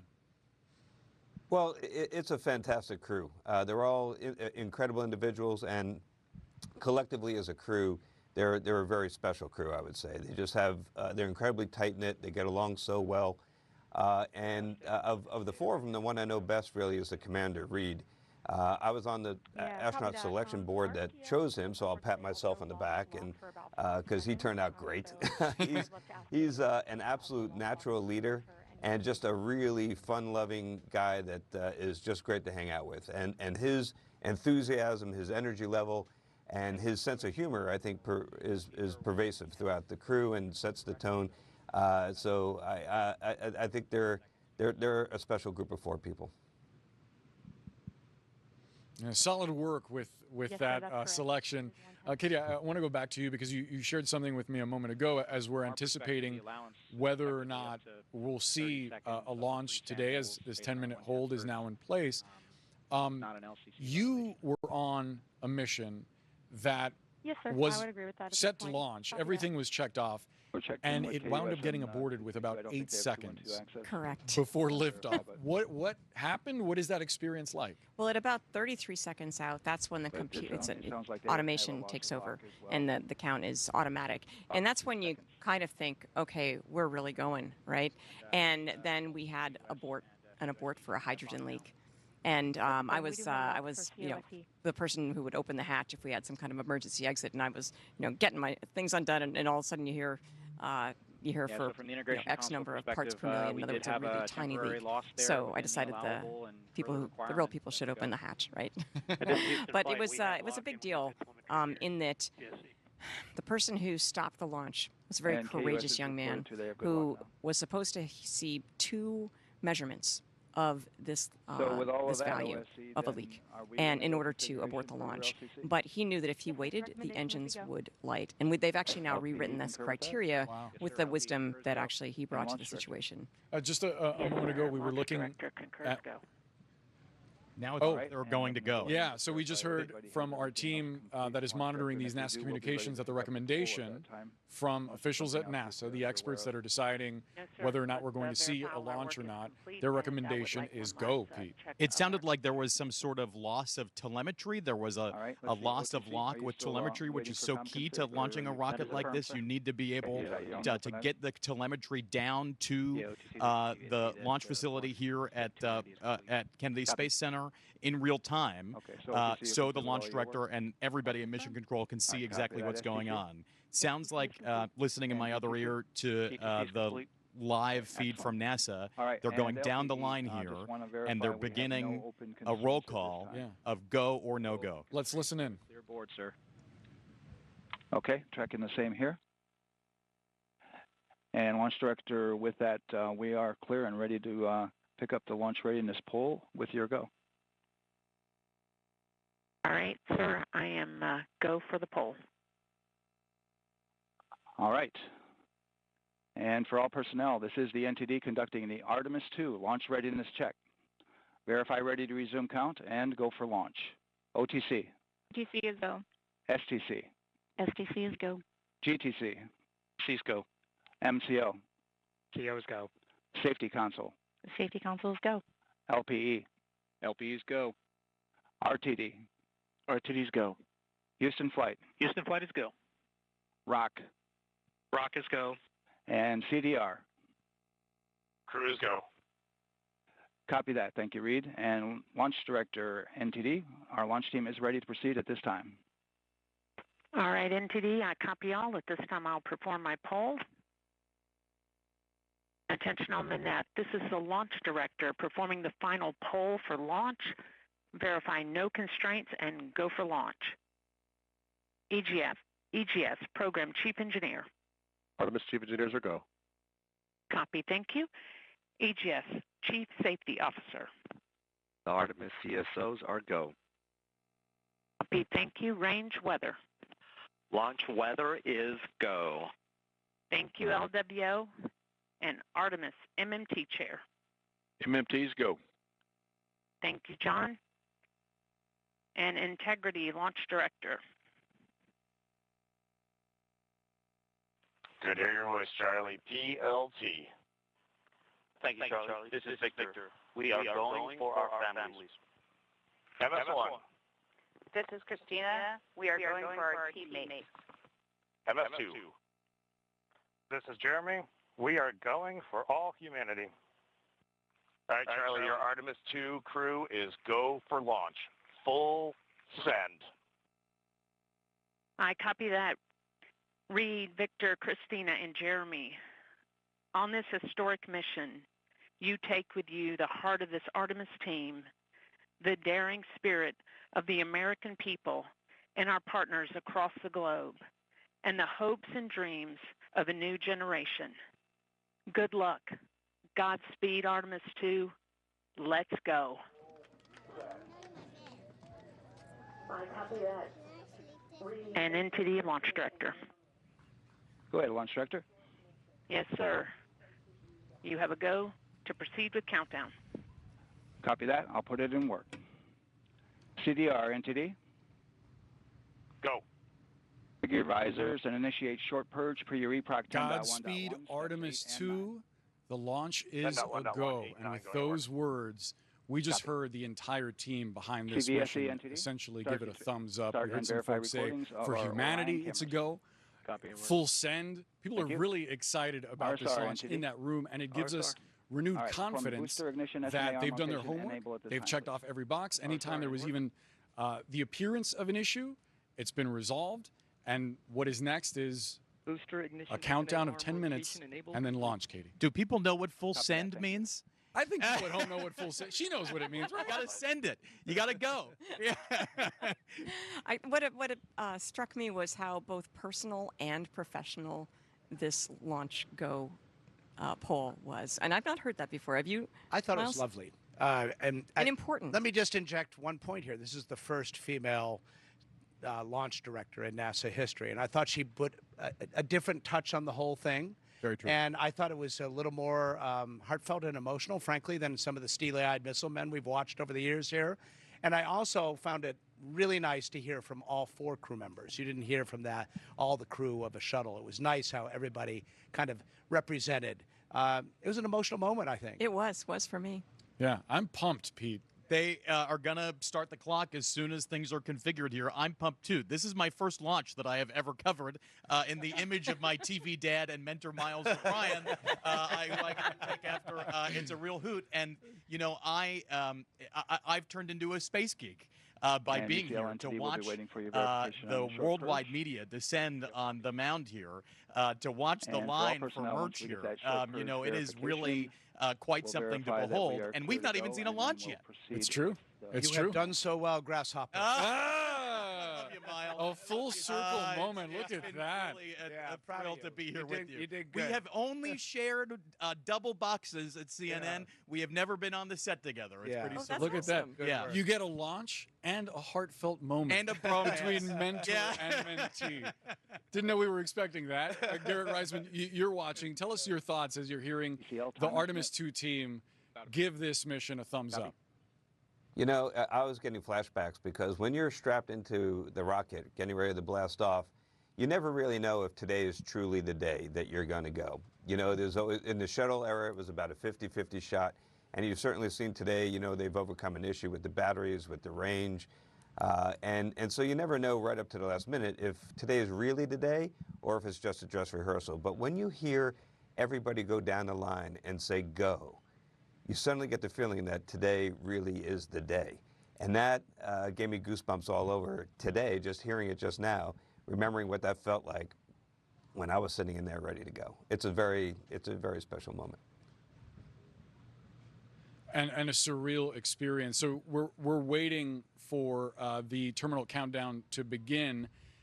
Garrett, if you could, talk to us about what is going through the mind of an astronaut waiting for this terminal countdown to start. sitting on top of this enormous, enormous vessel. You know, I remember the thing going through my head after I heard all those goes was, oh, thank goodness I don't have to redo the guest list, because one of the most complicated things about launching is you know, it's like a wedding. You have to figure out where everybody's sitting. And then if you don't go, you got to figure out, okay, well, who's coming back tomorrow? And okay, we got it. Well, now we have some more spots open in this section, and it gets really complicated. And I was just really happy I wasn't going to have to do that again. So maybe they're thinking that. I think more likely though with this mission, they're thinking about just how they've been training for so long and been prepared so well for this.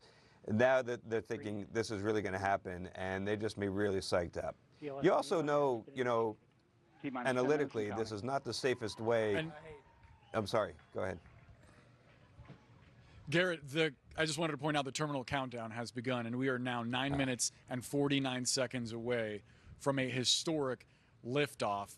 As you were saying, Garrett, it's got to be one of the most breathtaking moments of anticipation for the folks that are sitting inside that Orion capsule right now. Is there anything that they're doing right now, or are they just kind of strapped in and getting ready for what will be the wildest ride of their lives?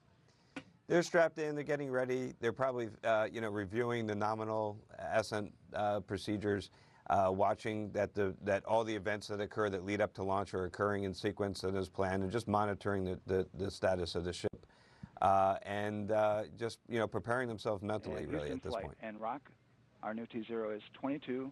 Yeah, and speaking about that mental preparation, Katie, if you could, we were speaking to Senator Mark Kelly and his brother Scott a moment ago, both retired astronauts. Scott shared that he tried to describe for Mark what it was like to lift off on a mission, and Mark essentially said that the description didn't do it justice. Can you try to describe the indescribable for us? Well, having flown in space with both of them, I understand the communication problem. Well played. It's because when it really, we had 7 delays over 30 days for my first flight. So I think I might be somebody people don't want to fly with, right?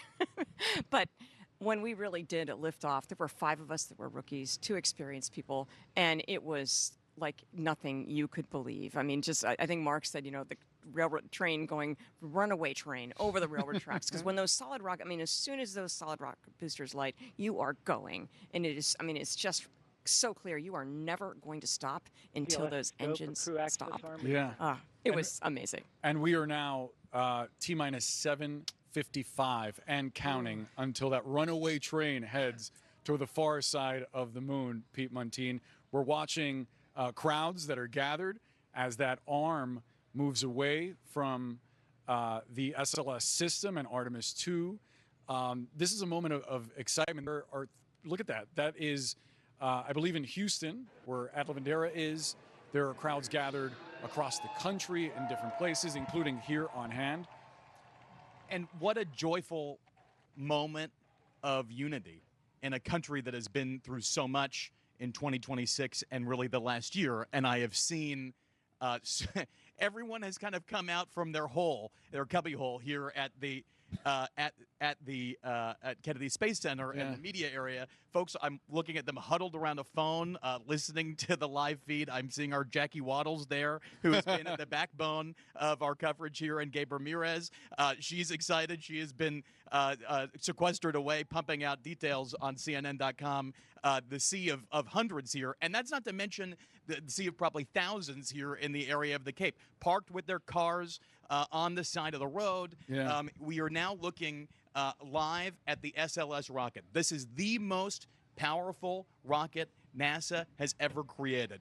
In just a few minutes, we are going to experience here the physical sensation of 8.8 million pounds of thrust as this 10-day voyage to the moon begins. This is not the biggest rocket ever, but it is the most powerful.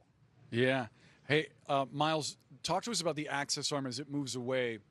What are we watching? What is happening right now, not only inside the capsule itself, but also with the system, with the entire SLS system? Well, if you think about it right now, with that crew access arm away and the closeout crew gone, it's a lonely place out there. There are actually some armored personnel carriers about a mile away from the launch pad, which are have people inside to get them if there was a serious problem. But if something does happen on the pad, there's a whole scenario where that arm will swing quickly back into place, and the crew has a procedure to get out of blow the hatch quickly, get out, and get onto what amounts to a glorified slide wire, which goes up to about 55 or 60 miles an hour down into an area where a bunker is. Katie, I don't know. I think one astronaut did it once to prove it could be done. We do everything. We practice all of that, even climbing into the basket, except actually chopping the rope and getting. I think Charlie Bolden got Charlie to go down Bolden there. was the one astronaut who did it. Dangerous for astronauts to do, but it's less dangerous than being on the rocket there.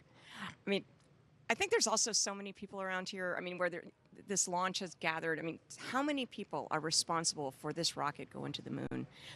Hundreds of thousands. Yeah. And they're all watching this today. No, and we're now sort of lifted up by the team in a way, if you think about it, right? Yeah. We're now about 4.5 minutes away from launch as the clock continues to wind down toward liftoff here at Kennedy Space Center. Garrett, if you're still with us, talk to us about the intensity of what these astronauts are about to endure. You've heard Katie's description of liftoff. What was it like for you?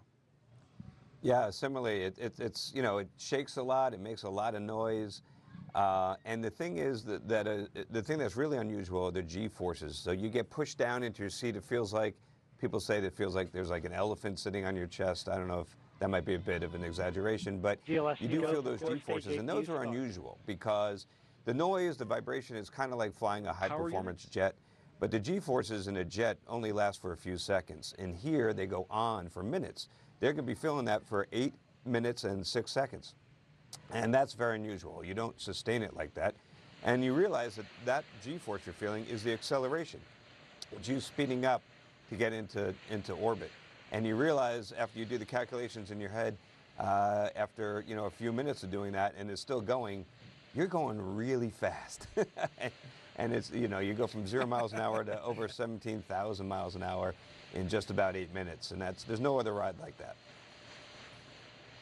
Yeah, we're now 3 minutes and 16 seconds away from liftoff. We've entered into a very critical phase where essentially the rocket is going to be completely under its own power.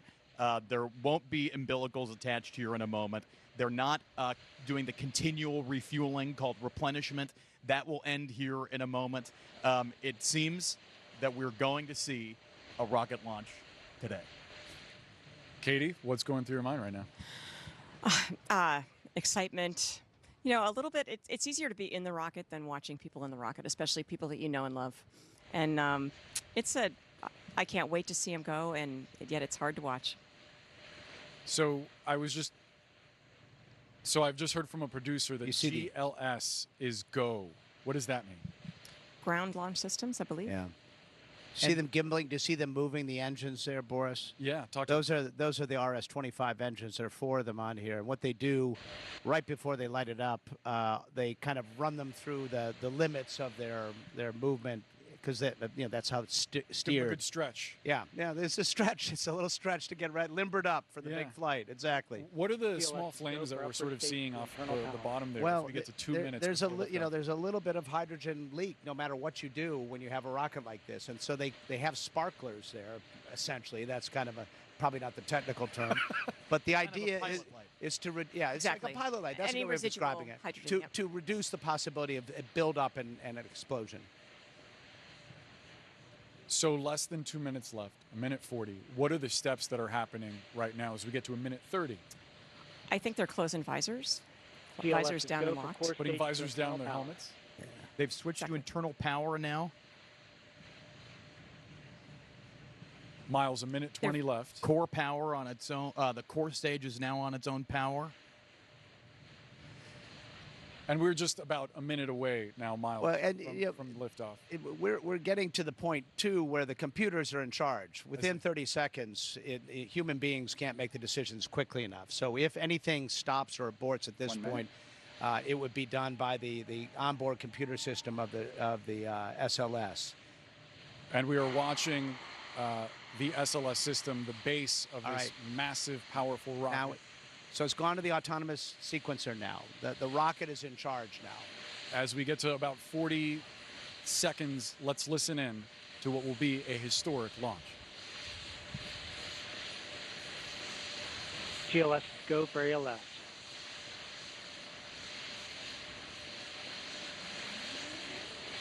$25. 20. 15. 10. GLS is go for core stage engine start.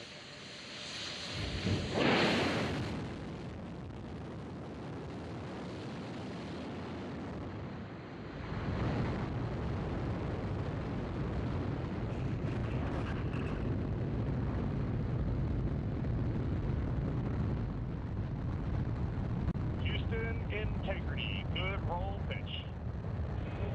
Roger, roll pitch.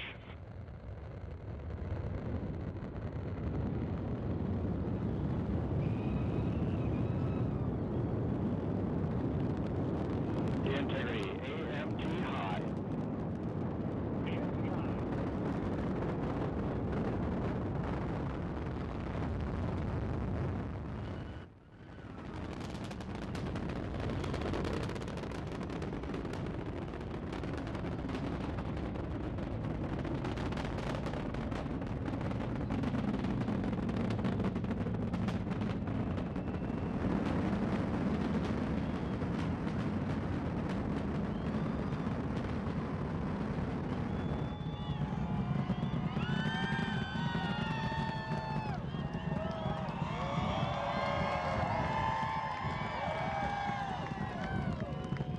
Integrity through max Q on Ponce de Leon.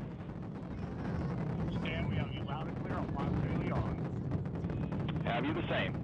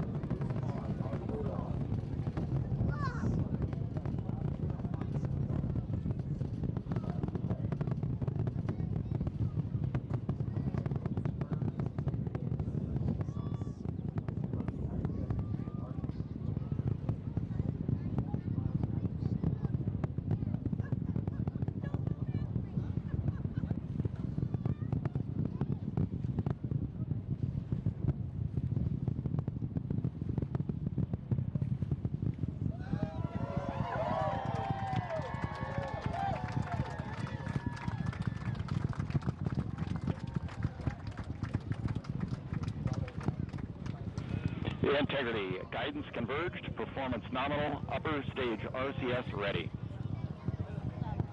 Copy all, Stan. Integrity, SM priming complete. SM priming complete.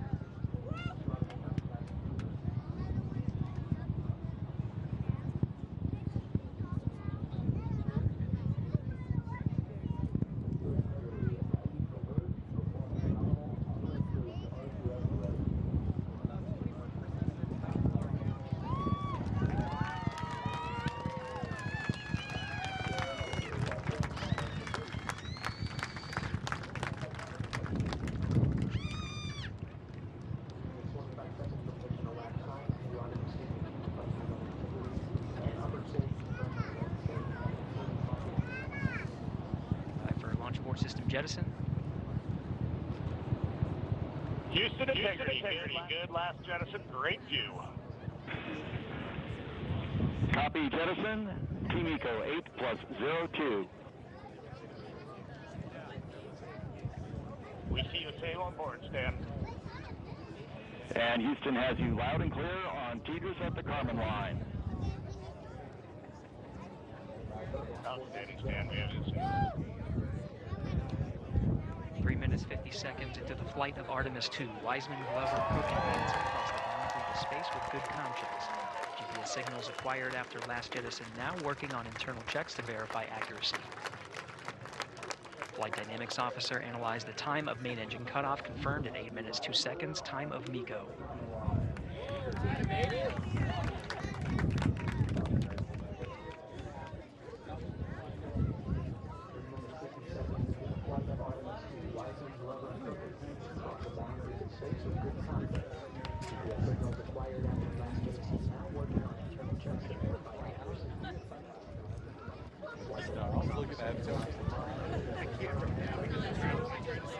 We have just witnessed history and greatness firsthand. This enormous rocket being powered by ingenuity and tens of thousands of hours of expertise, of practice, of dedication. An amazing accomplishment for the Artemis II team to have this rocket launch into space. And it was such a powerful moment to witness in person. We have to tell the viewers, we lost communication. Right as this thing got into space. And it was a seismic event here, it felt like. We're on risers, so maybe it amplified the feeling. But I wish all of you watching and listening could feel what we felt and hear what we felt. It is like it's ripping the air in two. I mean, that was a true physical sensation unlike anything I've ever experienced. And we're so blessed to have such a beautiful day here in Florida where we had incredible visibility. It was fantastic. See the rocket. I mean, it must have been 30 miles downrange. Katie, we're watching right now as important systems are detaching from the rest of the SLS that's going to head toward the moon. Walk us through what's actually happening right now. It's hard to get a vantage point because it's obviously in space, but give us an idea of what we're anticipating now 6 minutes into this launch. We're about 6 minutes, and so we're actually waiting on really the big thing is main engine cutoff. Yeah. And I mean, we've already disposed of the launch abort system, and it's about getting all the way to the orbit that they planned. But we're hearing different calls of you can go if you lose an engine, you can still get to orbit. You know, those kinds of calls. So they're giving them their progress so far. Fantastic. 4 good engines, doing great. We're getting close. We've had expect nominal shutdown. And we've had the abort systems jettison, and now we're getting close to the core stage jettison. So we're getting closer and closer, 7 minutes in to this rocket not really needing any of the other peripheral parts to get it out of the Earth's Newton orbit. And the force of gravity and physics. Now it is getting closer and closer to space. Yeah. And thankfully, all of the little glitches that popped up in the last few minutes of the countdown turned out to be nothing. Turned out to be nil at all. It appears they have good telemetry. Yeah. It appears they have all of the systems that they needed. The abort system worked okay, and there are no leaks. There are no hydrogen leaks, which had were been a concern for weeks, for a long time. So this is going very well. Yeah, Miles. I did not expect my body to shake that way. This launch pad, for folks that are watching at home and don't have reference, it's miles away, and you could literally feel yourself shaking as this rocket is heading. Yeah, it's an experience I wish more people Miles, could. actually, I'm sorry. Let's go ahead and listen in. Yeah, sure. There are important comms happening right now. We'll get back to you in a sec. Yeah. We're waiting for the main engine cutoff signal, and so we're waiting to hear them confirm that it's been cut off. And Katie, you would say, I think that main engine cutoff is extremely key. I mean, it's kind of the last major hurdle here.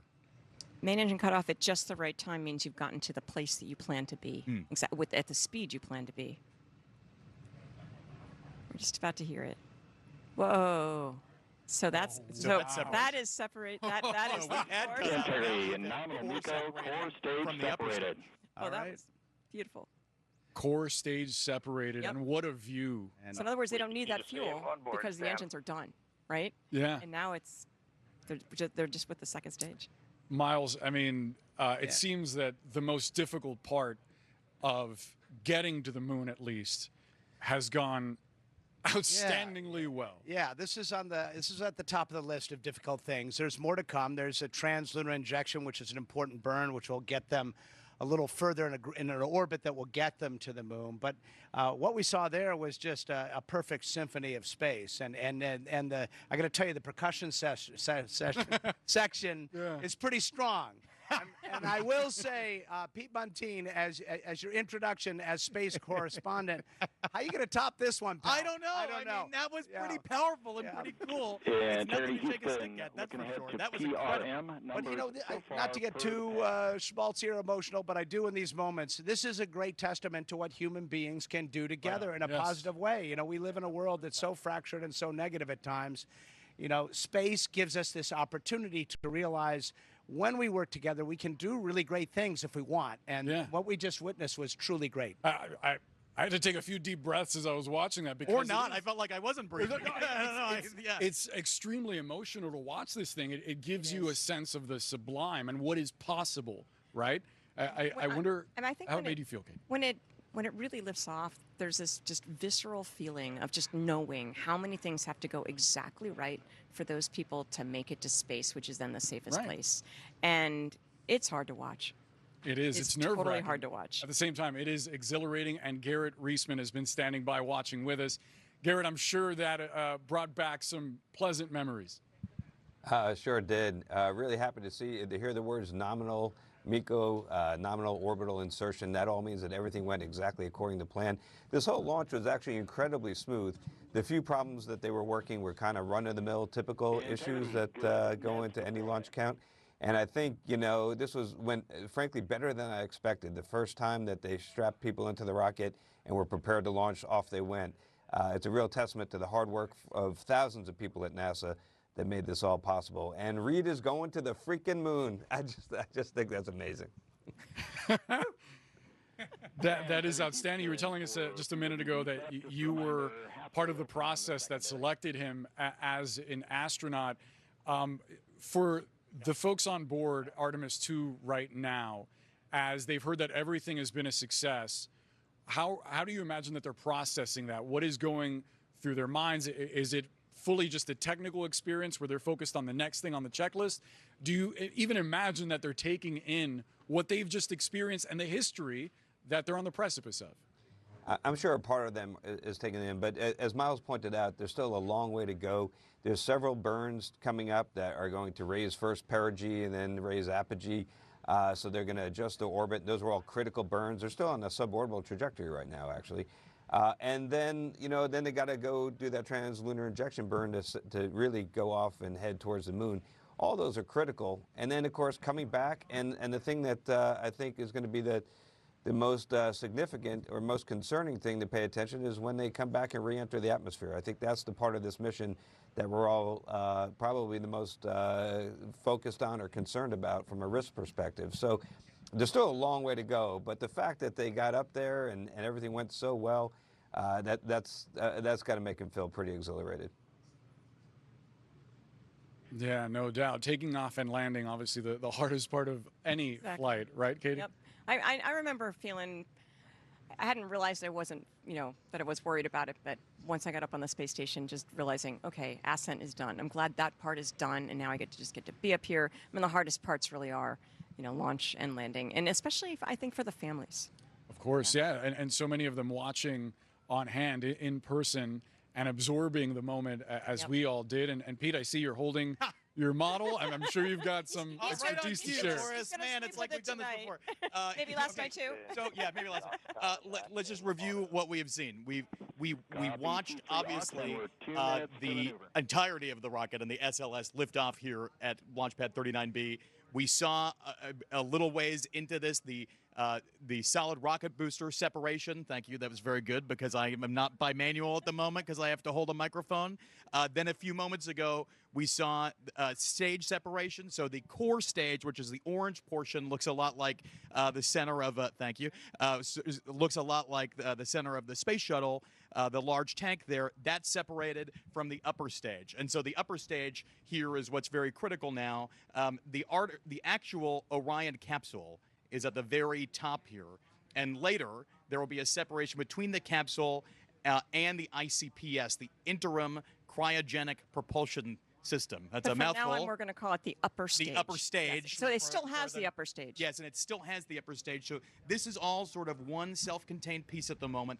Later, this will become two parts, and the crew, this is where they do some of that pilot stuff. They will fly the Orion capsule around the ICPS in a manual mode, essentially like a test flight, where they will test the maneuverability of the capsule itself, which is really key when it comes to landing on the moon. They need to have the control fidelity. They need to be able to maneuver the capsule in space to be able to land it precisely in Artemis 4.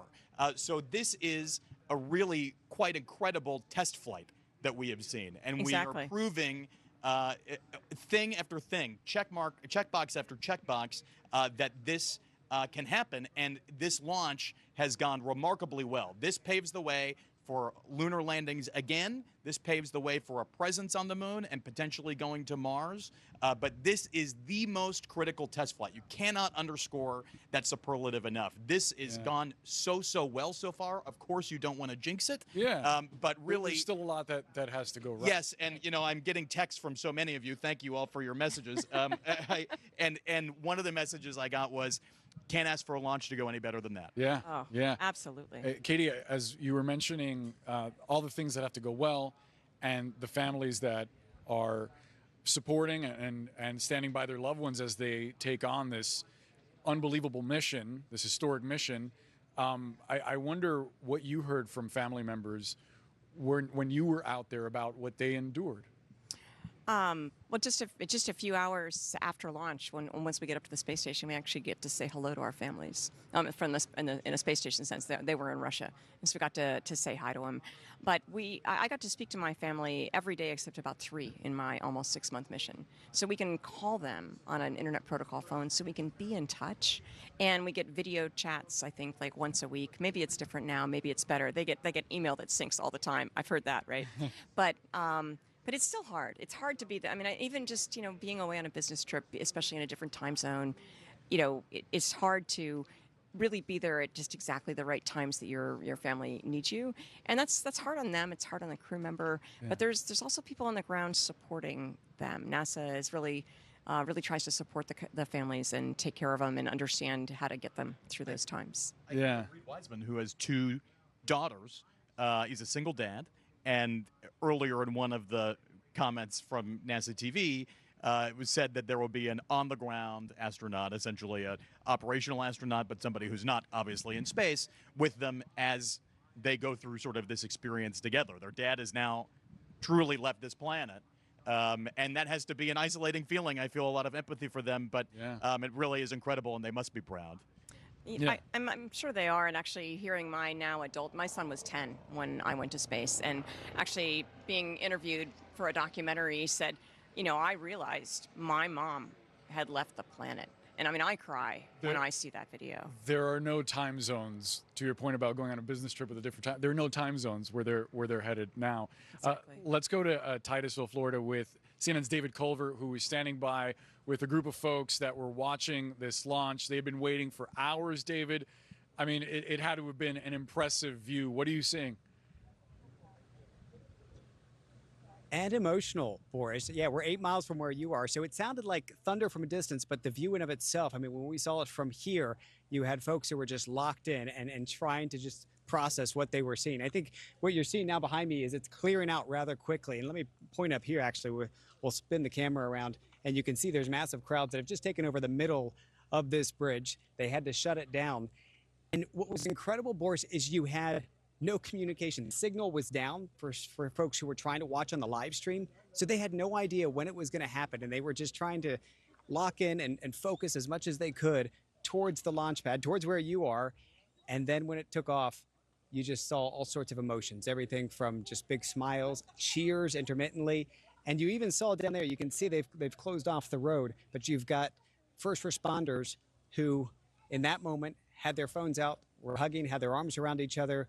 And you could just see the unity in this space. And now you've got what is, I mean, just imagine the clearing of a massive concert or event and folks carrying their beach chairs and coolers, and they're all returning back to their cars, their RVs, and they're continuing on. You had people here, Boris, who were prepared to stay several days should it not have launched today.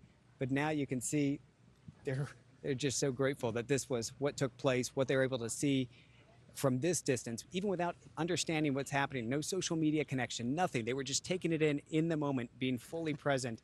And I think that's what really stands out. Yeah, a spectacular thing to witness in person. David Culver, thank you so much from Titusville. Coming up, we have more reaction to Artemis II's liftoff, the historic mission sending humans toward the moon for the first time in more than a half century. Our next guest called his journey to space the most profound experience. Actor and Star Trek legend William Shatner will join us in just moments. Eva Longoria, Searching for France, premieres April 12th on CNN and next day on the CNN app. Wow. Yeah, can you believe what's happening at VisionWorks? It's buy one, get one free. Even more wow. Wow is right. Make your tax refund go further. VisionWorks. See the difference. Nobody does insurance like the Zebra. I just found the perfect policy at the best price for you. We monitor your insurance and inform you of savings the moment we find it, so you never have to second-guess your policy or your price. Find out how much you can save today. Guys, I'm on the road, and I've lost 45 pounds. In fact, I've lost everything but my big mouth. Losing weight on road is simpler. Even a dummy like me can't mess that up. Stats are looking good on road. Even my legendary golf swing is leveling up. I'm Charles Barkley, and this is me on road. Wait, you're telling me they have a GLP-1 pill for weight loss now? This is an urgent appeal from Save the Children. أنا أخواتي بيموتوا من الجوع ما صرت أغذية كمان. بيغوا بالليل بيبكوا من الجوع يعني ما بنحسن يعني نعمل لهم أكل. أنا بضل باخذها بسكتها وما بتسكت.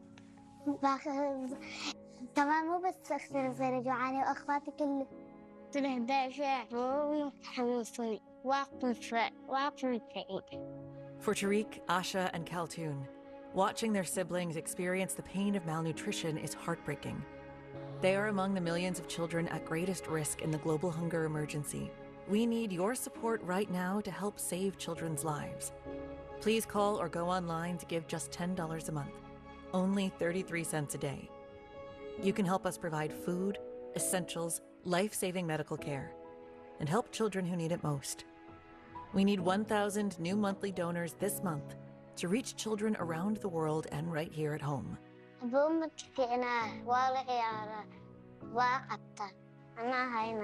Please help children like Kaltoon so they don't have to watch their siblings suffer. Please call or go online now with your monthly gift of just $10, only 33 cents a day. You can help provide food, medicine, care, and protection by calling or going online right now and giving just $10 a month. Your donation today can help secure additional grants, which can multiply the impact of your support up to 10 times.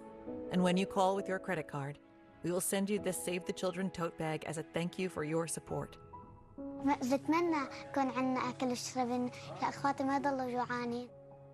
Your small monthly donation of just $10 could be the reason a hungry child survives. Show them they're not alone. Please call or go online to givetosave.org to help save lives. What makes Blue Chew Gold the best? Gold combines sildenafil for blood flow with tadalafil for long-lasting results. That's where other ED meds stop. Gold goes further. We added apomorphine to target arousal in the brain, then oxytocin for stronger connection and deeper intimacy. All this combines into one solution that dissolves under your tongue for super fast onset. If you want arousal plus performance, try Blue Chew Gold, the first 4-in-1 treatment for erectile function. There's competition on the court and a different game on the sidelines. The industry has become the Wild West. Go inside one of college basketball's biggest gambling scandals. Money Madness, college basketball at a crossroads. Sunday at 8 on CNN.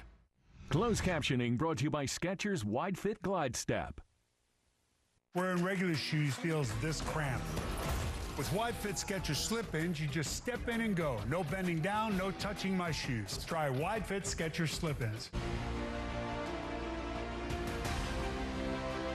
We're back with special live coverage of the most ambitious mission that NASA has launched in more than half a century. Artemis II, now headed on its journey toward the moon and beyond. This is the moment, just moments ago, that it successfully launched from Florida's Kennedy Space Center. 10, 9, 8, 7. RS-25 engines lit. 4, 3, 2, 1. Booster ignition. And liftoff. The crew of Artemis II now bound for the moon. Humanity's next great voyage begins. Good roll pitch. Roger, roll pitch. Houston now controlling the flight of Integrity on the Artemis II mission around the moon. Integrity, AMT high. AMT high. On time passing 30 seconds into the flights. Integrity passes the alternate MECO. Target milestone. Mission Control Houston seeing good performance on the 4 main engines on the Space Launch System core stage. Integrity, 3 miles in altitude. Traveling more than 1,200 miles per hour.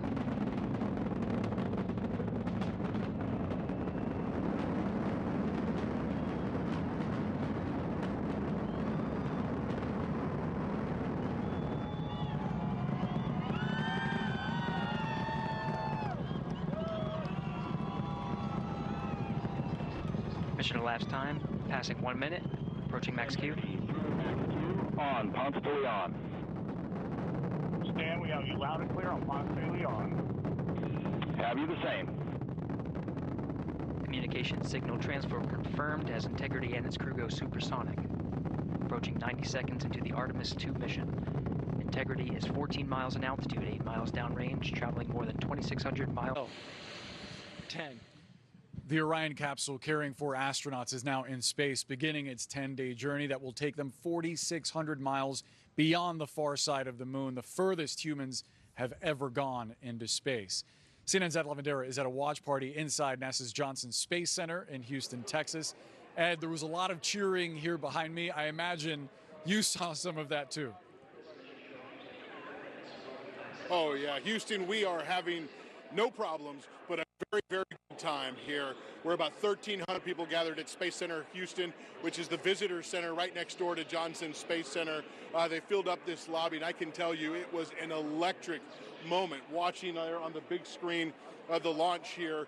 All of these people in a community that has been so intertwined with the NASA space program for decades and decades. So this really kind of hitting to the heart of this community. All these people who either are directly working for NASA or have friends, some sort of connection to it.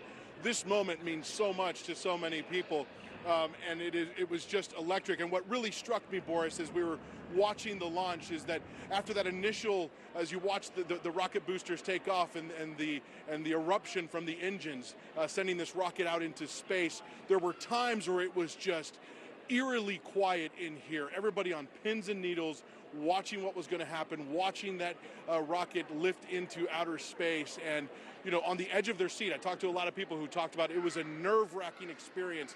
This is a test flight. This, the deep concerns about exactly how this was going to play out. A very risky mission. All of that and that tension and excitement and euphoria we experienced and watched firsthand here this afternoon. Boris. It was unbelievable to witness. Ed Lavandera, live for us in Houston. Thank you so much. At any moment now, another key part of this mission. The solar array wings on Artemis II will deploy, transitioning the vessel from battery power to solar power as it makes its way toward the moon. Joining us now is an actor who holds the record for being the oldest person to travel to space, William Shatner. Sir, thank you so much for being with us. You, at 90 years old in 2021, you traveled to space. Of course, how did it feel like watching today's launch? Well, I was as tense as everybody with the knowledge of everything that could go wrong and the details that did go wrong that delayed the program. And then when liftoff was achieved, what a shaking of the fist for the victory, and what a plug for American technology and American space program. When I was on a spaceship getting ready to lift off, the countdown got to about 14, and the guy said, all right, we're going to move the gantry back. Anybody who wants to get off should get off now. What? that was our countdown. That certainly didn't happen there. But the fear that must be mixed with the sense of victory with those people incarcerated in that ship with all their practice, with all their ingenuity, with all their technology, the fear of what could possibly happen must be lurking somewhere. Right. And it certainly was in my brain. Yeah, no doubt.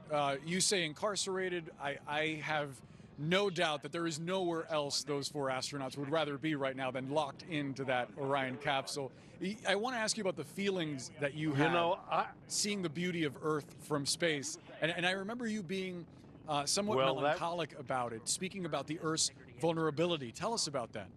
Approaching 90 seconds into the Artemis II. Well, that's exactly what happened. I went to the window to look at the magic, and I saw this black, palpable darkness, which was death. And I looked behind me, and I saw the beige of the desert and the white of the clouds and the blue of the sky. That's life, that's death. And I thought, what we're doing to our planet. And when we landed, I was overcome with this terrible feeling of sadness. I didn't know what it was. It took me a few minutes to realize that I was in grief for the beauty of our planet, which we are destroying at a rapid rate, and how important it is for us to stop and take a breath and go back to healing our planet, which will heal us as well. And all these technical programs, going to the moon, going to the Mars, is all part of a technology that we need to use to heal the planet.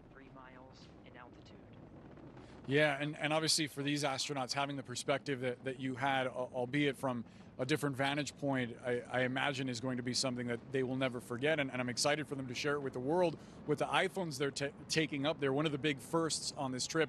Another first, one of your fellow Canadians is making history during this mission. Jeremy Hansen will be the first Canadian ever to venture into lunar orbit. I mean, you spoke about, with pride, about American technology a moment ago. What does this mean for Canadian pride? Well, Canadians contributed to all that.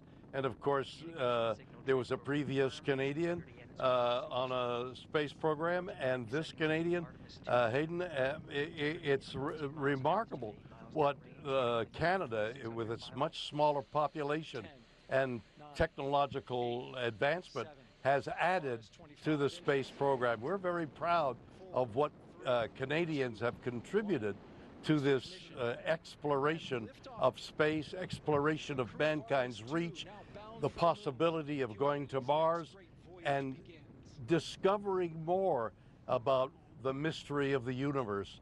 All that so many nations have contributed, led by America, and its unquestionable excellence in technological advancement. It certainly makes us feel patriotic to watch this unfold and to have NASA leading the way this way. William Shatner, thank you so much for sharing your evening with us. It's incredible to have this moment to share with you. Thanks for being with us. I enjoyed it so much. Thank you for allowing me. Of course. We are back with our panel now. Miles O'Brien, first to you.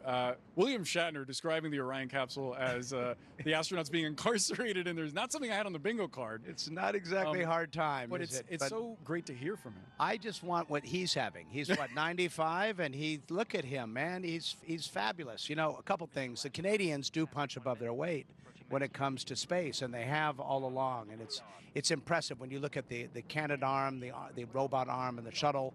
The contributions they've made over the years are truly per capita way beyond what you would expect from a country. The other thing I'd like to point out here is this moment, and sort of the melancholy, bittersweet nature of it, comes after a really tough year for NASA. It faced draconian budget cuts, 20% across the board, 50% for space science. That was all clawed back by Congress, fortunately, and an additional $10 billion was given to the program, this particular program, to ensure that Artemis continues. So this has been annus horribilis for NASA, with a cherry on top of just a great moment of joy, and a new leader who is widely recognized by the NASA rank and file as taking the agency in the right direction, Jared Isaacman. Yeah, a triumphant moment for the NASA administrator. We have Swapna Krishna with us. She's a space journalist. Thanks so much for joining our conversation.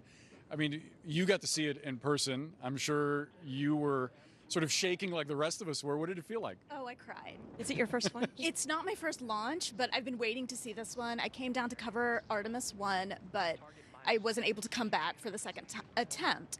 So this, I definitely cried. It's hard to describe for people who have never seen a launch how you feel it in your chest and how orange that flame is, and it is just it's hard to look shocking. At. It is. It's extremely bright. Obviously, it's hard to tell on TV, but those flames, I mean, it hurts. Yeah, it hurts, absolutely. And it hurts your ears, and it's just such a visceral, overwhelming experience. And then if you love space, it also makes you very emotional, as it did me. Yeah, and I wonder, Katie, as you hear that reaction, that is part of what NASA wants to evoke in a generation of young people in order to get into STEM, in order to pursue not only science, but also aeronautics as a field. It's part of the reason that they're pursuing this mission. Well, space is always, people love to hear about space, but it's always really clear how difficult the missions are. And so when young people, old people, all of us see the impossible right in front of our eyes be possible, it changes something in their brain. And there's things that they then will address and be part of because they realize that no matter how hard it is, they can make that happen. Yeah, it expands your understanding of what is possible, right? It really does. I also wanted to ask you, Swapna, what do you think of the fact that this is going to be one of many steps as NASA tries to go further and further into deep space, potentially within the decade to Mars? I'm ready for it. I've been waiting for this mission my entire life. I've been waiting to go back to the moon. I've loved space ever since I was a young child, and I cannot wait. I'm so excited for what's to come. We've built on a great foundation with Shuttle and the International Space Station, and now we're going back, and it's amazing. Yeah. What is the next step that you're watching for as this mission unfolds that'll let you know sort of like how it's going, how the tests have gone in order to sort of set that table for Artemis III and beyond? I think there's a lot of really cool stuff that's going to happen in the next 24 hours. The prox ops demo, the proximity operations, is something I'm really looking at for that manual control of Orion. I'm really curious about the spacesuits, the radiation shielding that they're going to test. But personally, I'm looking so forward. With this launch date, it's very likely they'll get an eclipse. Like from the far side of the moon, they'll get to see an eclipse. And what does that even look like? I'm so excited for this lunar flyby. It is going to be something spectacular to watch. Getting to the moon takes more than just a powerful launch. It also takes a crucial follow-up boost. CNN's Tom Foreman in just moments is going to show us what helps send the Artemis II into a high orbit. And check this out. We have the moment that a crowd at a watch party in Huntsville, Alabama, where some of Artemis was constructed as they react to liftoff. For the moon, humanity's next great voyage begins. Eva Longoria, Searching for France, premieres April 12th on CNN and next day on the CNN app. Noom's going micro. Micro habits, micro wins, microdosed GLP-1s. I'm stuck! My weight won't budge. Been there, but Noom can help. Bye-bye plateau! Hello, micro! Get started at Noom.com. Are you a fiduciary? Well, sure. What about you? Yes. At Fisher Investments, we take the fiduciary duty to a whole new level, doing right by our clients in all aspects of our business. Do you make commissions selling products? Well, yes. And Fisher? We don't sell any commission-based products because as a fiduciary, we believe that's a conflict of interest. And how do your fees work? Let me explain. And Fisher? We have a transparent fee structured so we do better when you do better. At Fisher Investments, we're clearly different. The SoFi NBA Play-In Tournament is only on Prime. With all 6 games, it's win to get in. The SoFi NBA Play-In Tournament begins April 14th, only on Prime. Do you know where your money goes each month? Take a deep breath and follow the flow of your finances with Monarch. All your money, one clear view, total peace of mind. Are you throwing away money on your car insurance? Yeah, that's exactly what I'm doing. Try Insurify. We help you compare quotes and save half on your car insurance. I like it when things are convenient and save me lots of money. Go to Insurify.com and save up to $1,000 a year on your car insurance. And Doug. Thank you both for coming in. I'm a bit worried about Doug Jr. I know how important Liberty Mutual is to your family. They customize car insurance to save people hundreds. Right. Well, Doug Jr. keeps writing this. This Junior. Well, at least he spelled insurance right? He did not. Only pay for what you need. Liberty, liberty, liberty, liberty. Spring, the unofficial new year for tool people. A time to start new jobs, tackle new projects, and stock up on new tools at Harbor Freight. Whether you're a pro or just like doing things yourself, we've got the quality tools and savings to start your new year off right. So come celebrate spring savings at Harbor Freight. Asthma. Does it have you missing out on what you love? Get back to better breathing with Fasenra, an add-on treatment for eosinophilic asthma. Fasenra is not for sudden breathing problems. Serious allergic reactions, including anaphylaxis, may occur. Get help right away for swelling of your face, mouth, tongue, or trouble breathing. Don't stop asthma treatments, including oral steroids, without talking with your doctor. Tell your doctor if your asthma worsens or you have a parasitic infection. Headache and sore throat may occur. Ask your doctor if Fasenra is right for you. Globi's 2026 is already historic, but what's coming next is legendary. Are you ready? More than ready, Andrea. With Spectrum TV, I can enjoy everything Telemundo has to offer. Plus, even more on Peacock at no extra cost. ¡Qué bárbaro! Can you put it on my phone, please? Of course. Get ready to enjoy it all. Nice, because with Spectrum TV, you get Telemundo and even more with Peacock everywhere you go. Here you go. Oh my God, I'm ready to watch it all. A smart advertising strategy starts with smart. I just want people to see my commercial and come to my business. Does it have to be that complicated? Not really. Spectrum Reach gets you results by putting your ads in front of your customers, wherever they're watching. Okay, but is that just Spectrum subscribers? Beyond Spectrum subscribers, we reach most of the people in your market, effectively and efficiently. That drives your business without breaking the bank. That's smart. How do I get started? Go to SpectrumReach.com. Do you want to live forever? The Longevity Industrial Complex wants you to believe you can. Is it science or snake oil? That's what I'm going to find out. Kara Swisher Wants to Live Forever, April 11th on CNN. 10, 9, 8, 7. RS-25 engines lit. 4, 3, 2, 1. Booster ignition. And liftoff. The crew of Artemis II now bound for the moon. Celebration not only here in Florida's Space Coast, but around the country and around the world as Artemis II heads to where no one has been before. We're back live from Florida's Kennedy Space Station with a special edition of Aaron Burnett out front on this historic day. The Orion capsule carrying 4 astronauts now in space headed toward the far side of the moon. I'm joined again by 2 space experts, twin brothers and retired astronauts, Senator Mark Kelly of Arizona and Scott Kelly. Thank you both for being here. Now on the other side of the launch, what did you think? It was so exciting. I hadn't seen something like that in a long time since, well, the second to last shuttle flight I was on it. Yeah. But to be here at this moment, sending 3 U.S. astronauts and a Canadian to the other side of the moon is just so exciting. Great day for our country.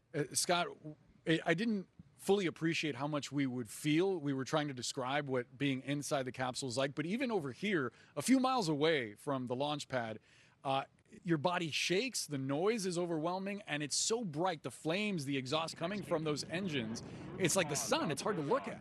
Yeah, it's physically very impressive, but also emotionally impressive to have, 4 people, 3 Americans, 1 Canadian flying to the moon. It's, it's really a great day for America and Canada. What are the next 10 days going to be like, Scott, for the astronauts inside the capsule right now as they're going through procedures and testing systems and first going around the Earth and then slingshotting toward the moon? You know, they'll be very busy checking out the systems on the spacecraft. I mean, that's the primary mission objective, is to get this ready for the next flight, prove out the systems, and later, you know, 2 or 3 flights from now, hopefully land on the moon. They do have some science they're going to do, but it's primarily a test of the vehicle itself. Yeah. I wonder, I've heard it described different ways, this Orion capsule. It's like 2 minivans, the interior space of 2 minivans, a 6-person tent. I heard Pete Montine say, is there any privacy in there? Do you get much time for yourself now? No. You get really acquainted with your neighbors? No, it's a lot smaller than what we had on the space shuttle. But it has to be. You're sending this thing all the way to the moon. It's got 4 people on it. They've been working and training together for a long time. They're all good friends. They know each other very well. It's by design. It is cramped quarters. There's no privacy. You're doing everything in the same spot, and you're sleeping in the same, basically in the same place you're doing your job. Yeah. Senator, a moment ago you mentioned a proud day for America, and being here at Kennedy Space Center brings up special memories for me because I came here as a child with my dad, and it makes me sentimental because I'm an immigrant, and so he used that when I was a child to sort of teach me about America. And he said, look at what Americans do. They reach for impossible things. I wonder, seeing something like that, what it does to patriotism and to people's pride in this country, and perhaps a reimagining of what truly makes us great. Yeah, I mean, people should be really proud of our country. I mean, we do try to do impossible things, and we're often very successful at it, right? We landed people on the moon in the 1960s. We're sending these 3 Americans and a Canadian back around the moon, and here at some point in a few years, we're going to send people down to the surface of the moon. We're going to build a presence there. We're going to build an economy there. There's not many countries that step up and try to do the impossible.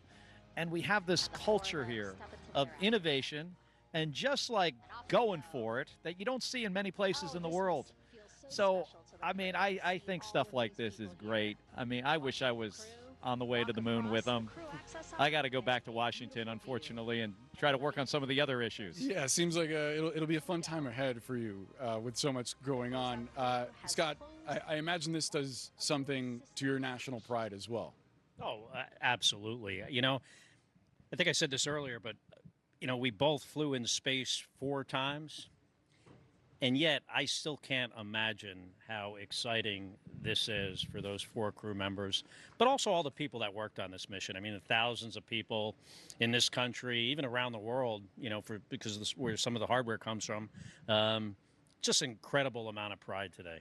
Yeah, no doubt. There's also something that we haven't talked about, which is the economy of the moon, because I understand that there are ambitious plans to perhaps someday extract resources from the moon that could be very useful back here on Earth for all forms of power. Can you speak to some of that? Yeah, it could be. I mean, we often talk about fusion power, which is a technology that is starting to work, right? We got, you know, more power out than we put power in. You know, recently you have these fusion power plants that are being built.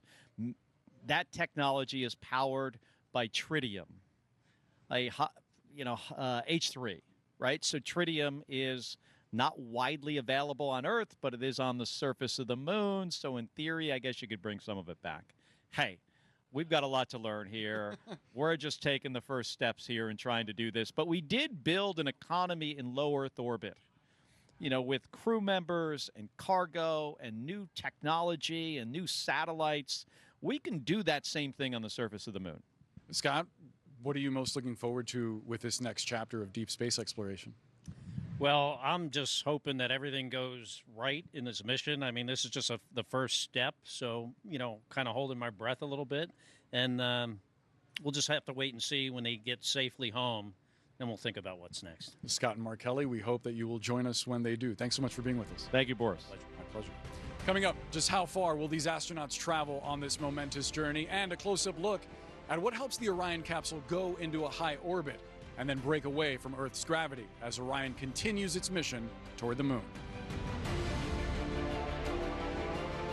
Money Madness, college basketball at a crossroads. Sunday at 8 on CNN. Kalshi is available nationwide and lets you live trade against others on anything. Like sports. There you go. Politics. Now you're warming up. Movie scores. Music charts. Alien sightings. Grocery prices. 2 hands now. Reality TV. Even the weather. This is a tiny cloud? Ow. You get the idea. Trade on anything with Kalshi. Come on, Coach.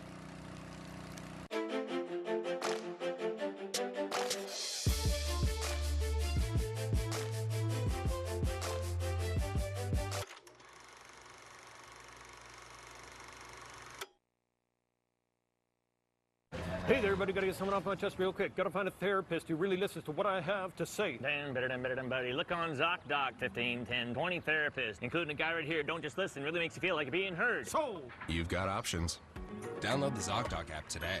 Your house might not be a mansion, but it still deserves a $19 pro home cleaning. Your cleaner will scrub everything from your toilet to your stovetop. Your whole place will be vacuumed and dusted. Honestly, you might think the price is too good to be true, but once you try it, you'll never go back to cleaning the house yourself. Pick a date, choose your cleaner, and book your first cleaning today for only $19.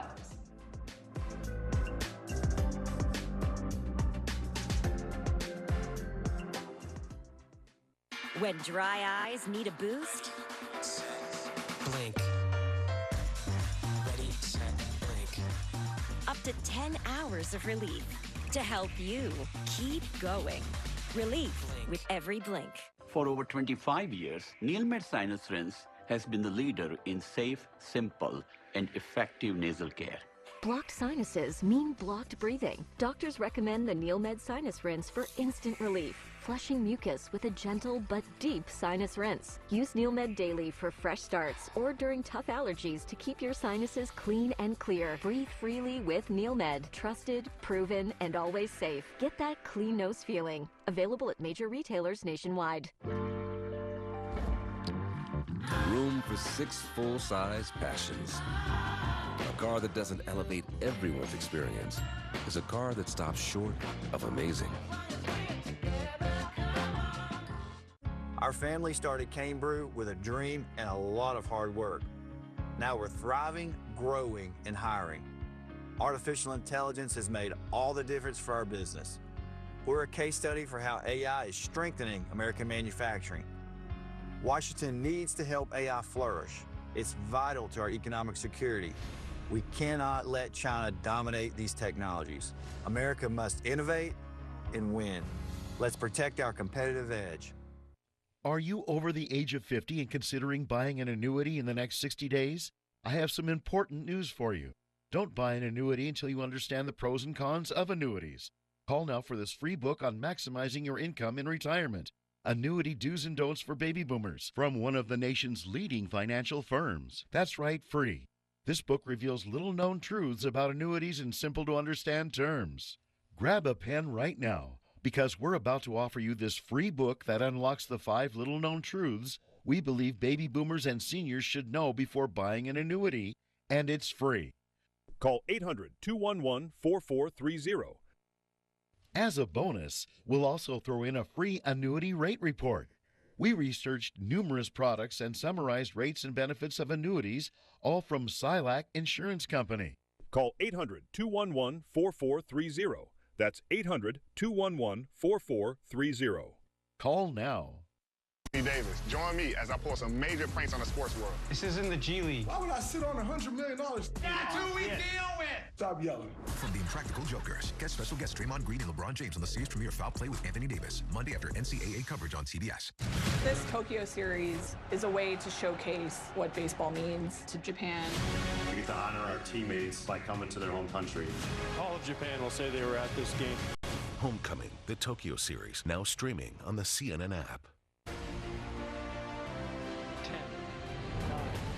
9, 8, 7. RS-25 engines lit. 4, 3, 2, 1. Booster ignition. And liftoff.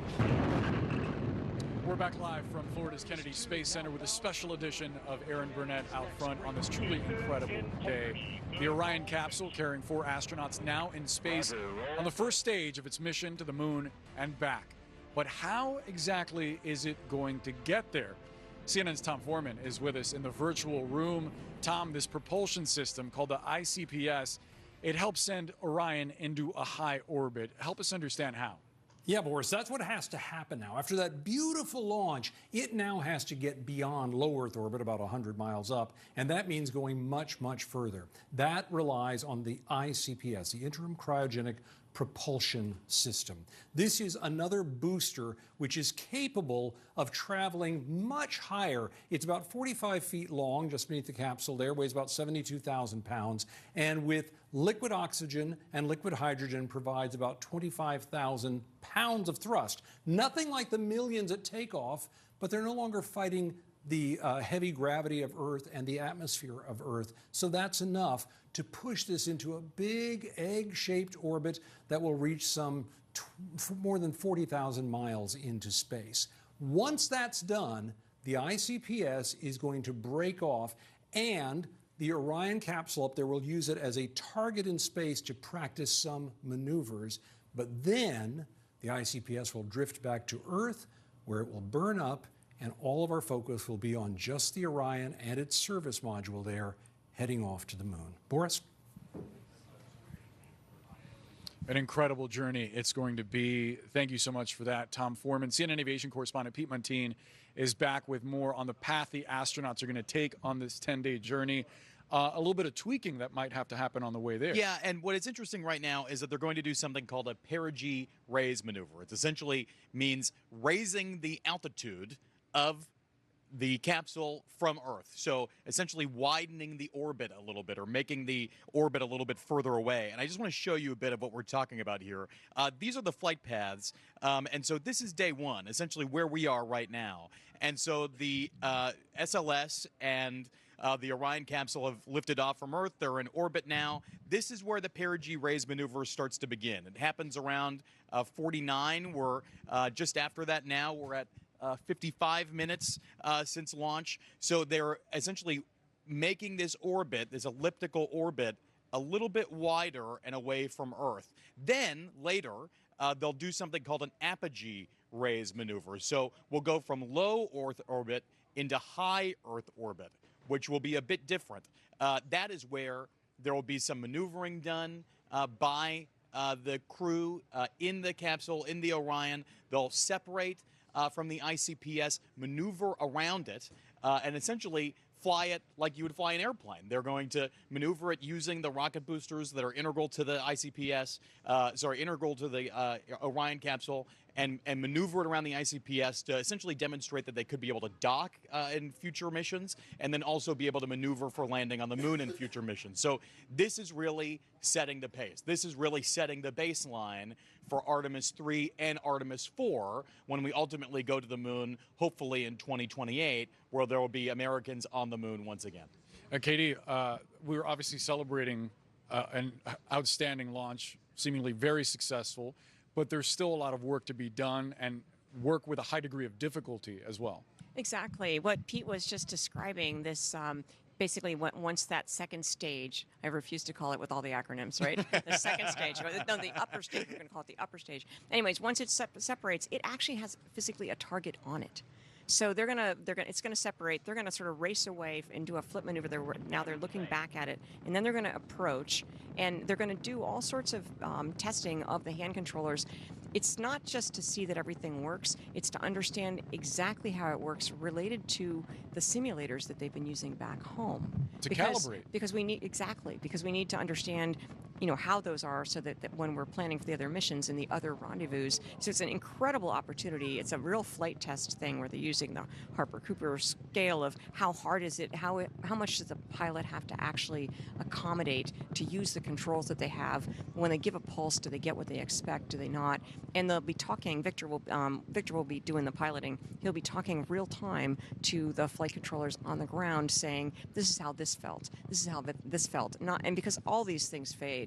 Yeah. I know it only is a 10-day mission, but it will be hard to remember the intricacies, and they need these details. Given everything that these astronauts have witnessed, I imagine that the flight details about how it felt might kind of linger in the back of their mind as they they just see the far side of the moon. Miles, how important is that feedback?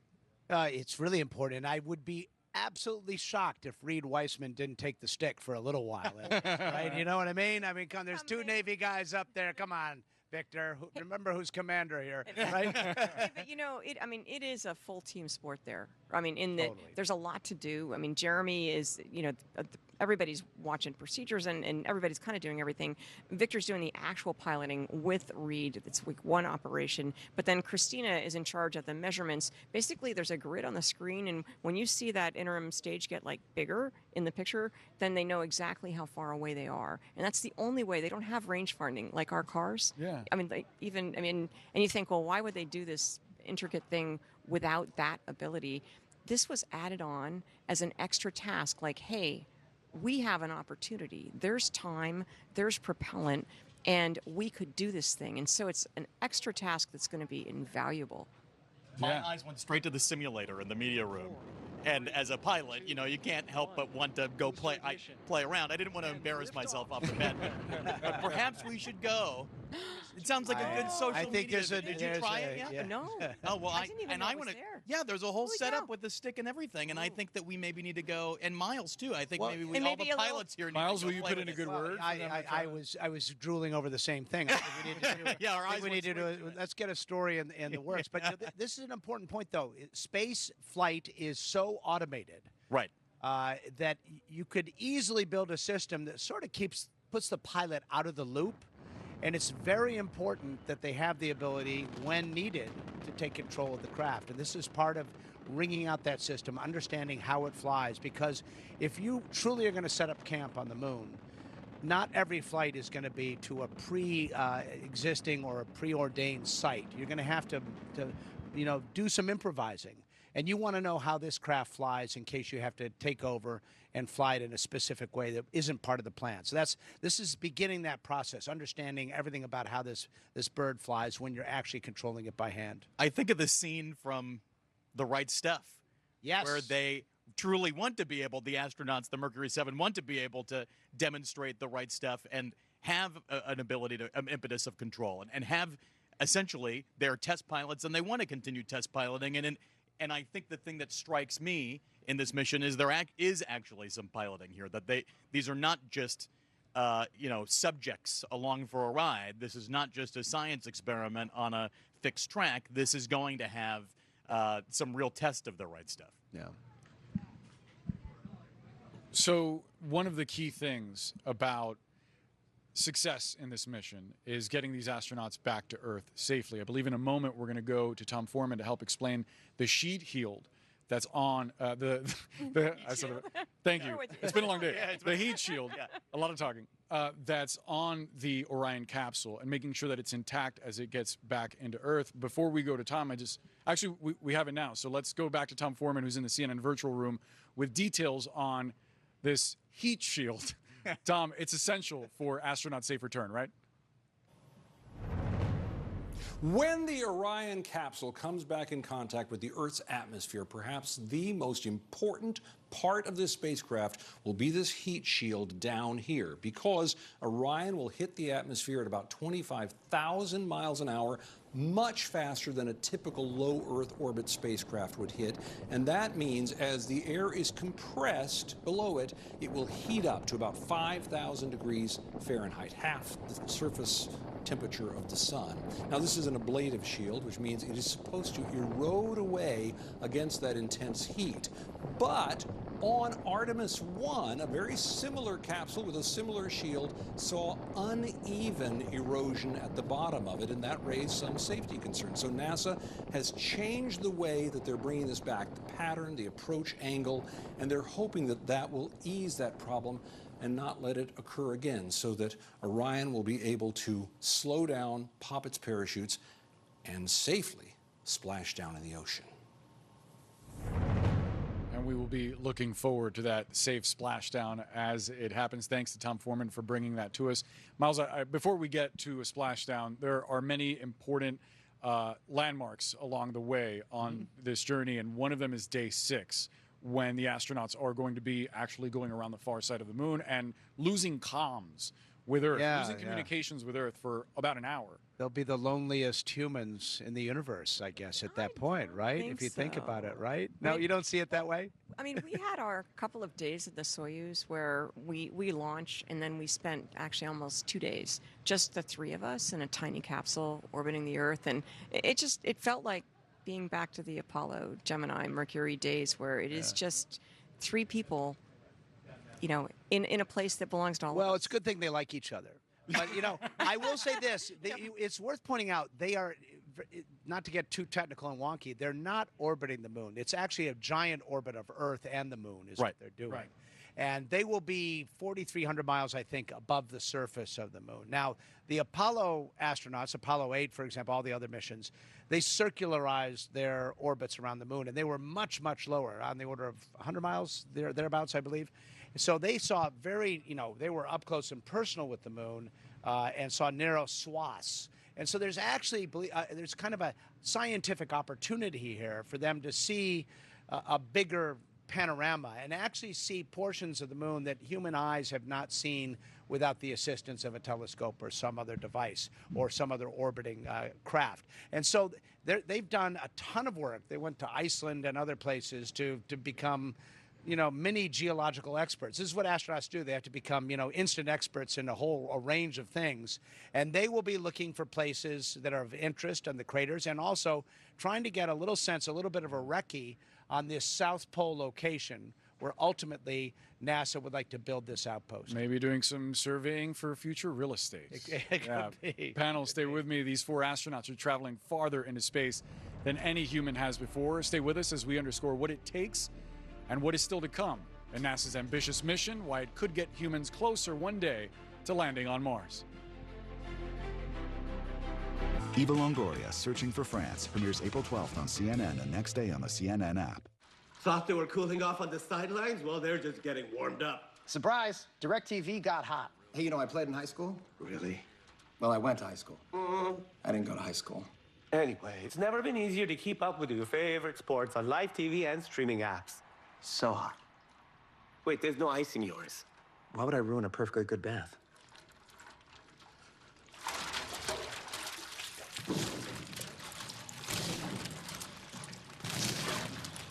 Many abused and neglected animals are hungry and need help right now. Many animals are starving, wondering if food will ever come, with the unbearable pain that comes with that, and they need our help. There are animals that have no idea when their next meal will come. They can't even remember when their last meal was. And they are moments from dying. So I'm here to ask you, will you open your heart to help an animal who's hungry? Go online, call, or simply scan this code and donate just $19 a month. You'll help feed a hungry animal. That's just 63 cents a day to fill their empty bowl and show them the love in your heart. There are empty bowls that are sitting there waiting to be filled. You can tell that these dogs are so weak from hunger. They've known no other life but a life of suffering. No animal should have to go hungry. And with your support today, you will help feed a hungry animal. You can fill their bowl, but you have to make your urgent life-saving gift today. So please join in the next 10 minutes. And if you do, we'll send you this free welcome kit to thank you for helping an animal today. There's always an empty bowl on the ground that should have food in it. And it's very clear from the appearance of these dogs that that bowl hasn't had food in it for a long time. We urgently need 3,000 new donors in the next 30 days. Please say you'll be one of them by signing up today. No animal should ever go hungry, and I know you agree.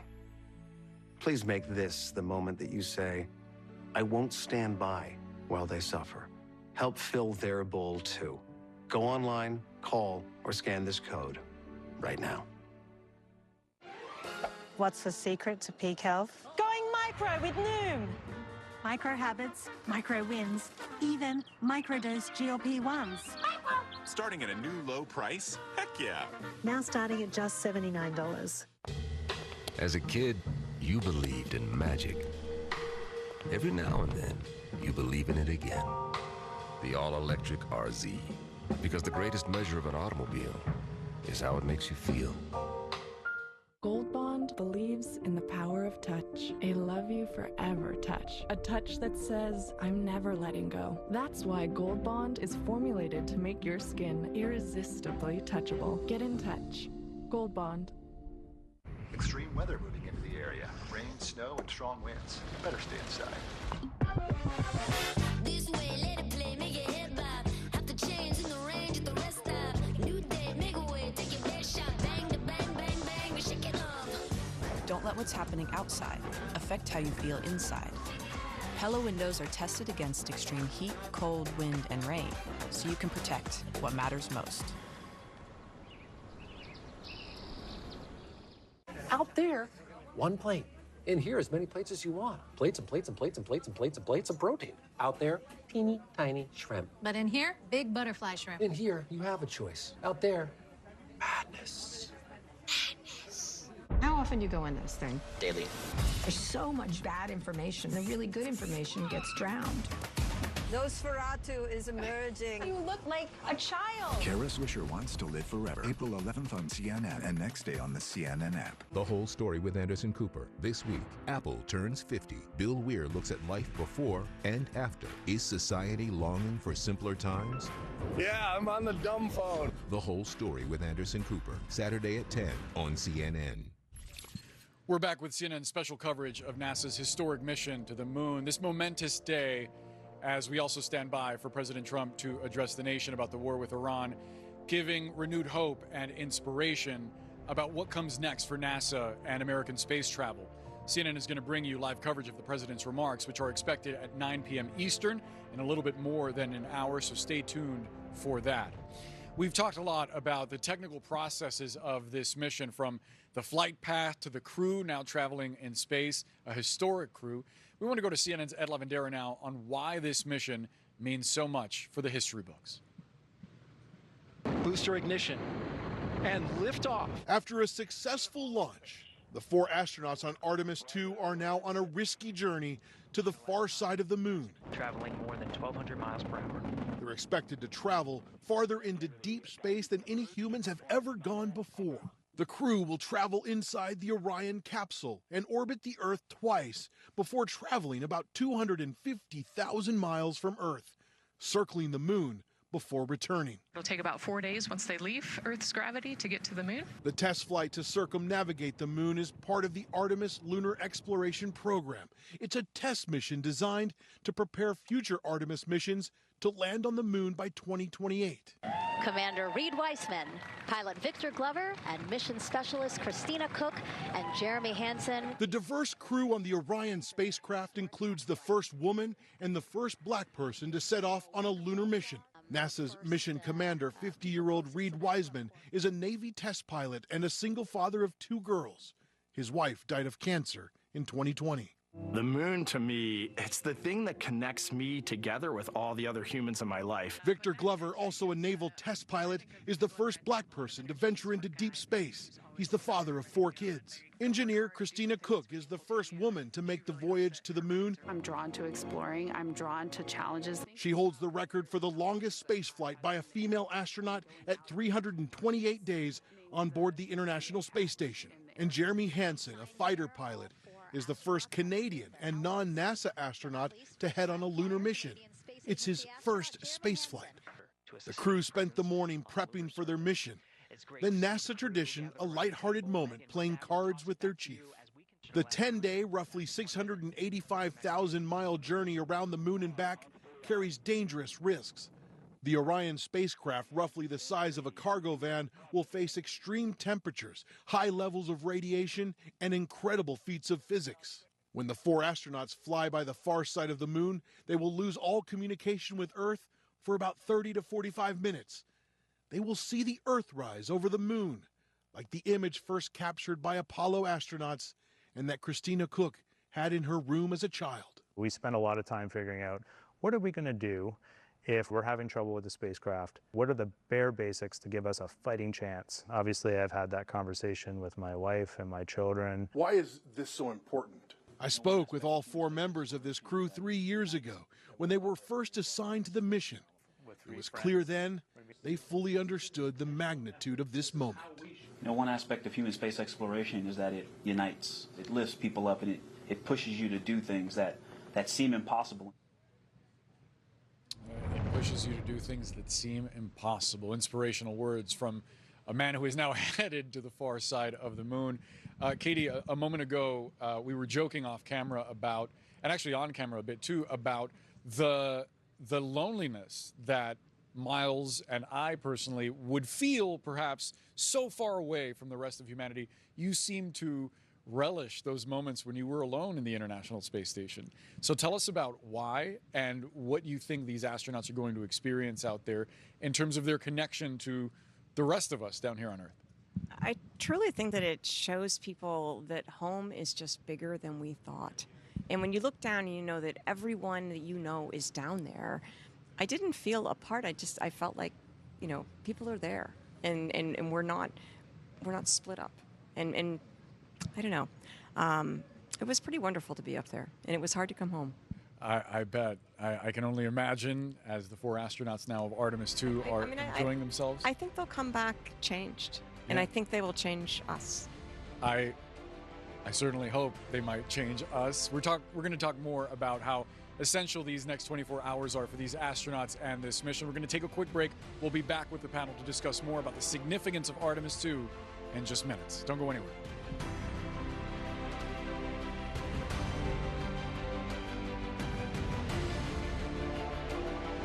All the news, Laura Coates Live, tonight at 11 on CNN and watch on the CNN app.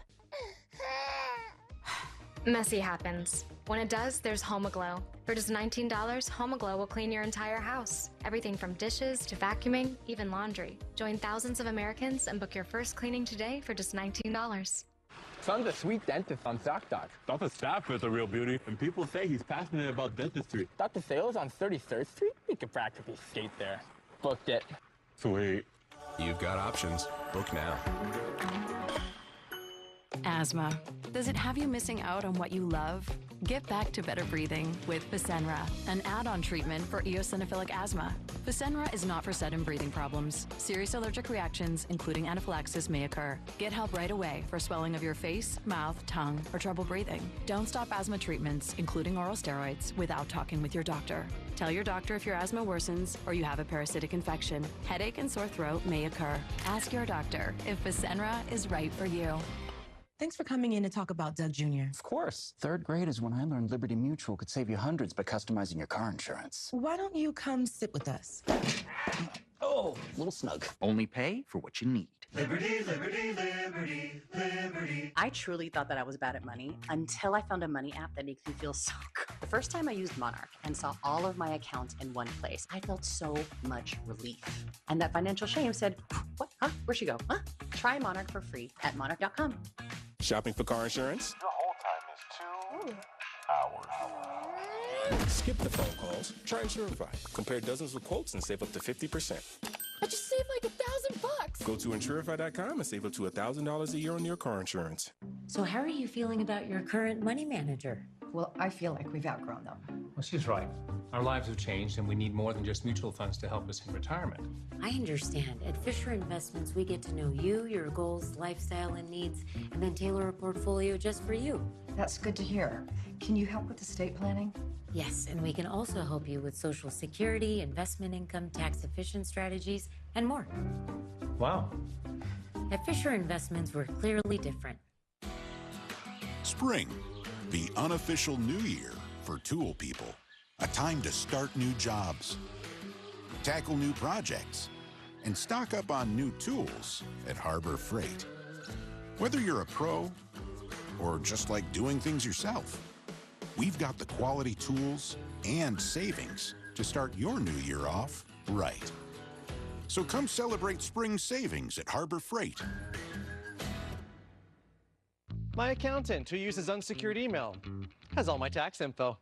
Tax forms have all the personal info thieves need to steal your identity. That's why LifeLock monitors millions of data points for identity theft. LifeLock, for the threats you can't control. This is a very special place. It is a place where we like to think we make memories Spectrum is a great partner for VSG in a variety of ways, but the first thing that comes to my mind is reliability. Spectrum powers ticketing, point of sales, scoreboards. They provide the capacity for nearly 20,000 people in the arena. Our fans have an expectation that technology is part of their experience, and Spectrum helps us do that. The Spectrum Reach Pay It Forward program is committed to helping businesses in our communities thrive. When I heard about this, I was so ecstatic. Just couldn't come at a better time for me. They understand that we're working really hard, but we're missing out on resources. I just remember customers coming up to us at the restaurant just being so happy that they saw us on TV. It just feels really good. We're now accepting applications for 2026 Pay It Forward grants. Submit your local business today. This is Anthony Davis, and I love pranking people. Join me as we prank some of the biggest names in the sports world. No! CBS. Oh, my God. What are you thinking? Foul Play with Anthony Davis. New series premieres Monday after NCAA coverage on TBS. This Tokyo series is a way to showcase what baseball means to Japan. We get to honor our teammates by coming to their home country. All of Japan will say they were at this game. Homecoming, the Tokyo series, now streaming on the CNN app. We're back with CNN special edition of Aaron Burnett out front and what we believe are new images of Artemis II. This is the upper stage of Artemis II. You can see planet Earth off in the distance. Katie, you want to wave? See if we can see you waving from here. The solar arrays are now fully extended on the spacecraft as it heads on its mission toward the moon. Let's bring back the panel for final thoughts about today. First, on this image, Miles, from NASA TV. I mean, that is just a stunning view. Well, it's just the beginning, isn't it? You know, I'm sure it'll be very interesting to see the prox ops, as they call it, as they try to rendezvous and practice flying in space. And then it'll be very interesting to see the translunar injection, to see how that goes as the Earth gets smaller and smaller, about the size of a basketball relative to who they are. And then, of course, we'll see the far side of the moon from their eyes in a way we haven't before. Apollo 8, that was 16mm film. Today we're doing 4K. We're going to see an upgraded version of that famous Earthrise. And then we're going to be, holding our breath as they come down to make sure that heat shield works well. This mission, nothing succeeds like success. And a mission like this can really get some momentum going for this Artemis campaign. What has happened with the new leadership at NASA, Jared Isaacman, he has reorganized this program in an efficient way that takes a lot of the big milestones and separates them down separate paths, so things can happen concurrently and more efficiently. It's a breath of fresh air for the program, and assuming this mission goes well, they've got the money to go forward. A bright new day for NASA. So, your final thoughts? There are a lot of questions about why are we going to do this? Why are we going? I hear that a lot as a journalist and a science communicator. And I'm like, you look at an image like this and I ask myself, why wouldn't we go? Looking at that, like, why wouldn't we want to see what's out there? I think it's in human nature to be curious, and why wouldn't we want to go? And that's like how I feel. I feel so inspired seeing these images, seeing that launch, seeing this mission. Man seeks to explore the way that salmon swim upstream, is what Neil Armstrong said about that desire for chasing a new frontier. Katie Coleman, as someone who has been out there and has seen Earth as just a kind of a dot, probably much bigger than a dot from the International Space Station, but still it's pretty far away and impressive as we see in this image. Give us your reflections on what's been a historic launch here from Kennedy Space Center. Just the fact that this, like, we're as journalists and as people, most of the people around are like, oh, they launched today, they're really going to the moon. But there is a workforce, and it is NASA and the international partners and all these companies of people that wake up every morning certain we're going to the moon, we're going to be settling on the moon, and we need to get ready. And I mean, and some of those people will be in Artemis III simulations tomorrow morning, right?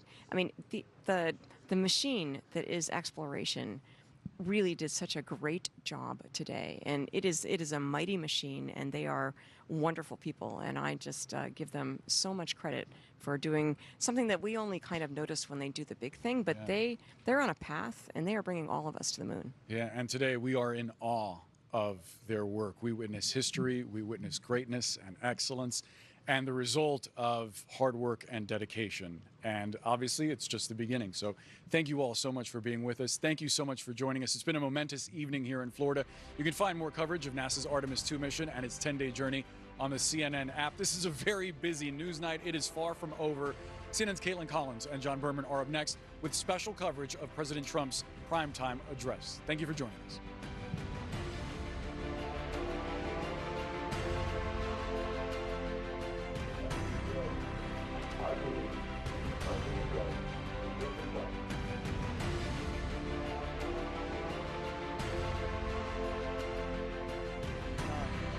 Eight, 7, RS-25 engines lit. 4, 3, 2, 1. Booster ignition and liftoff.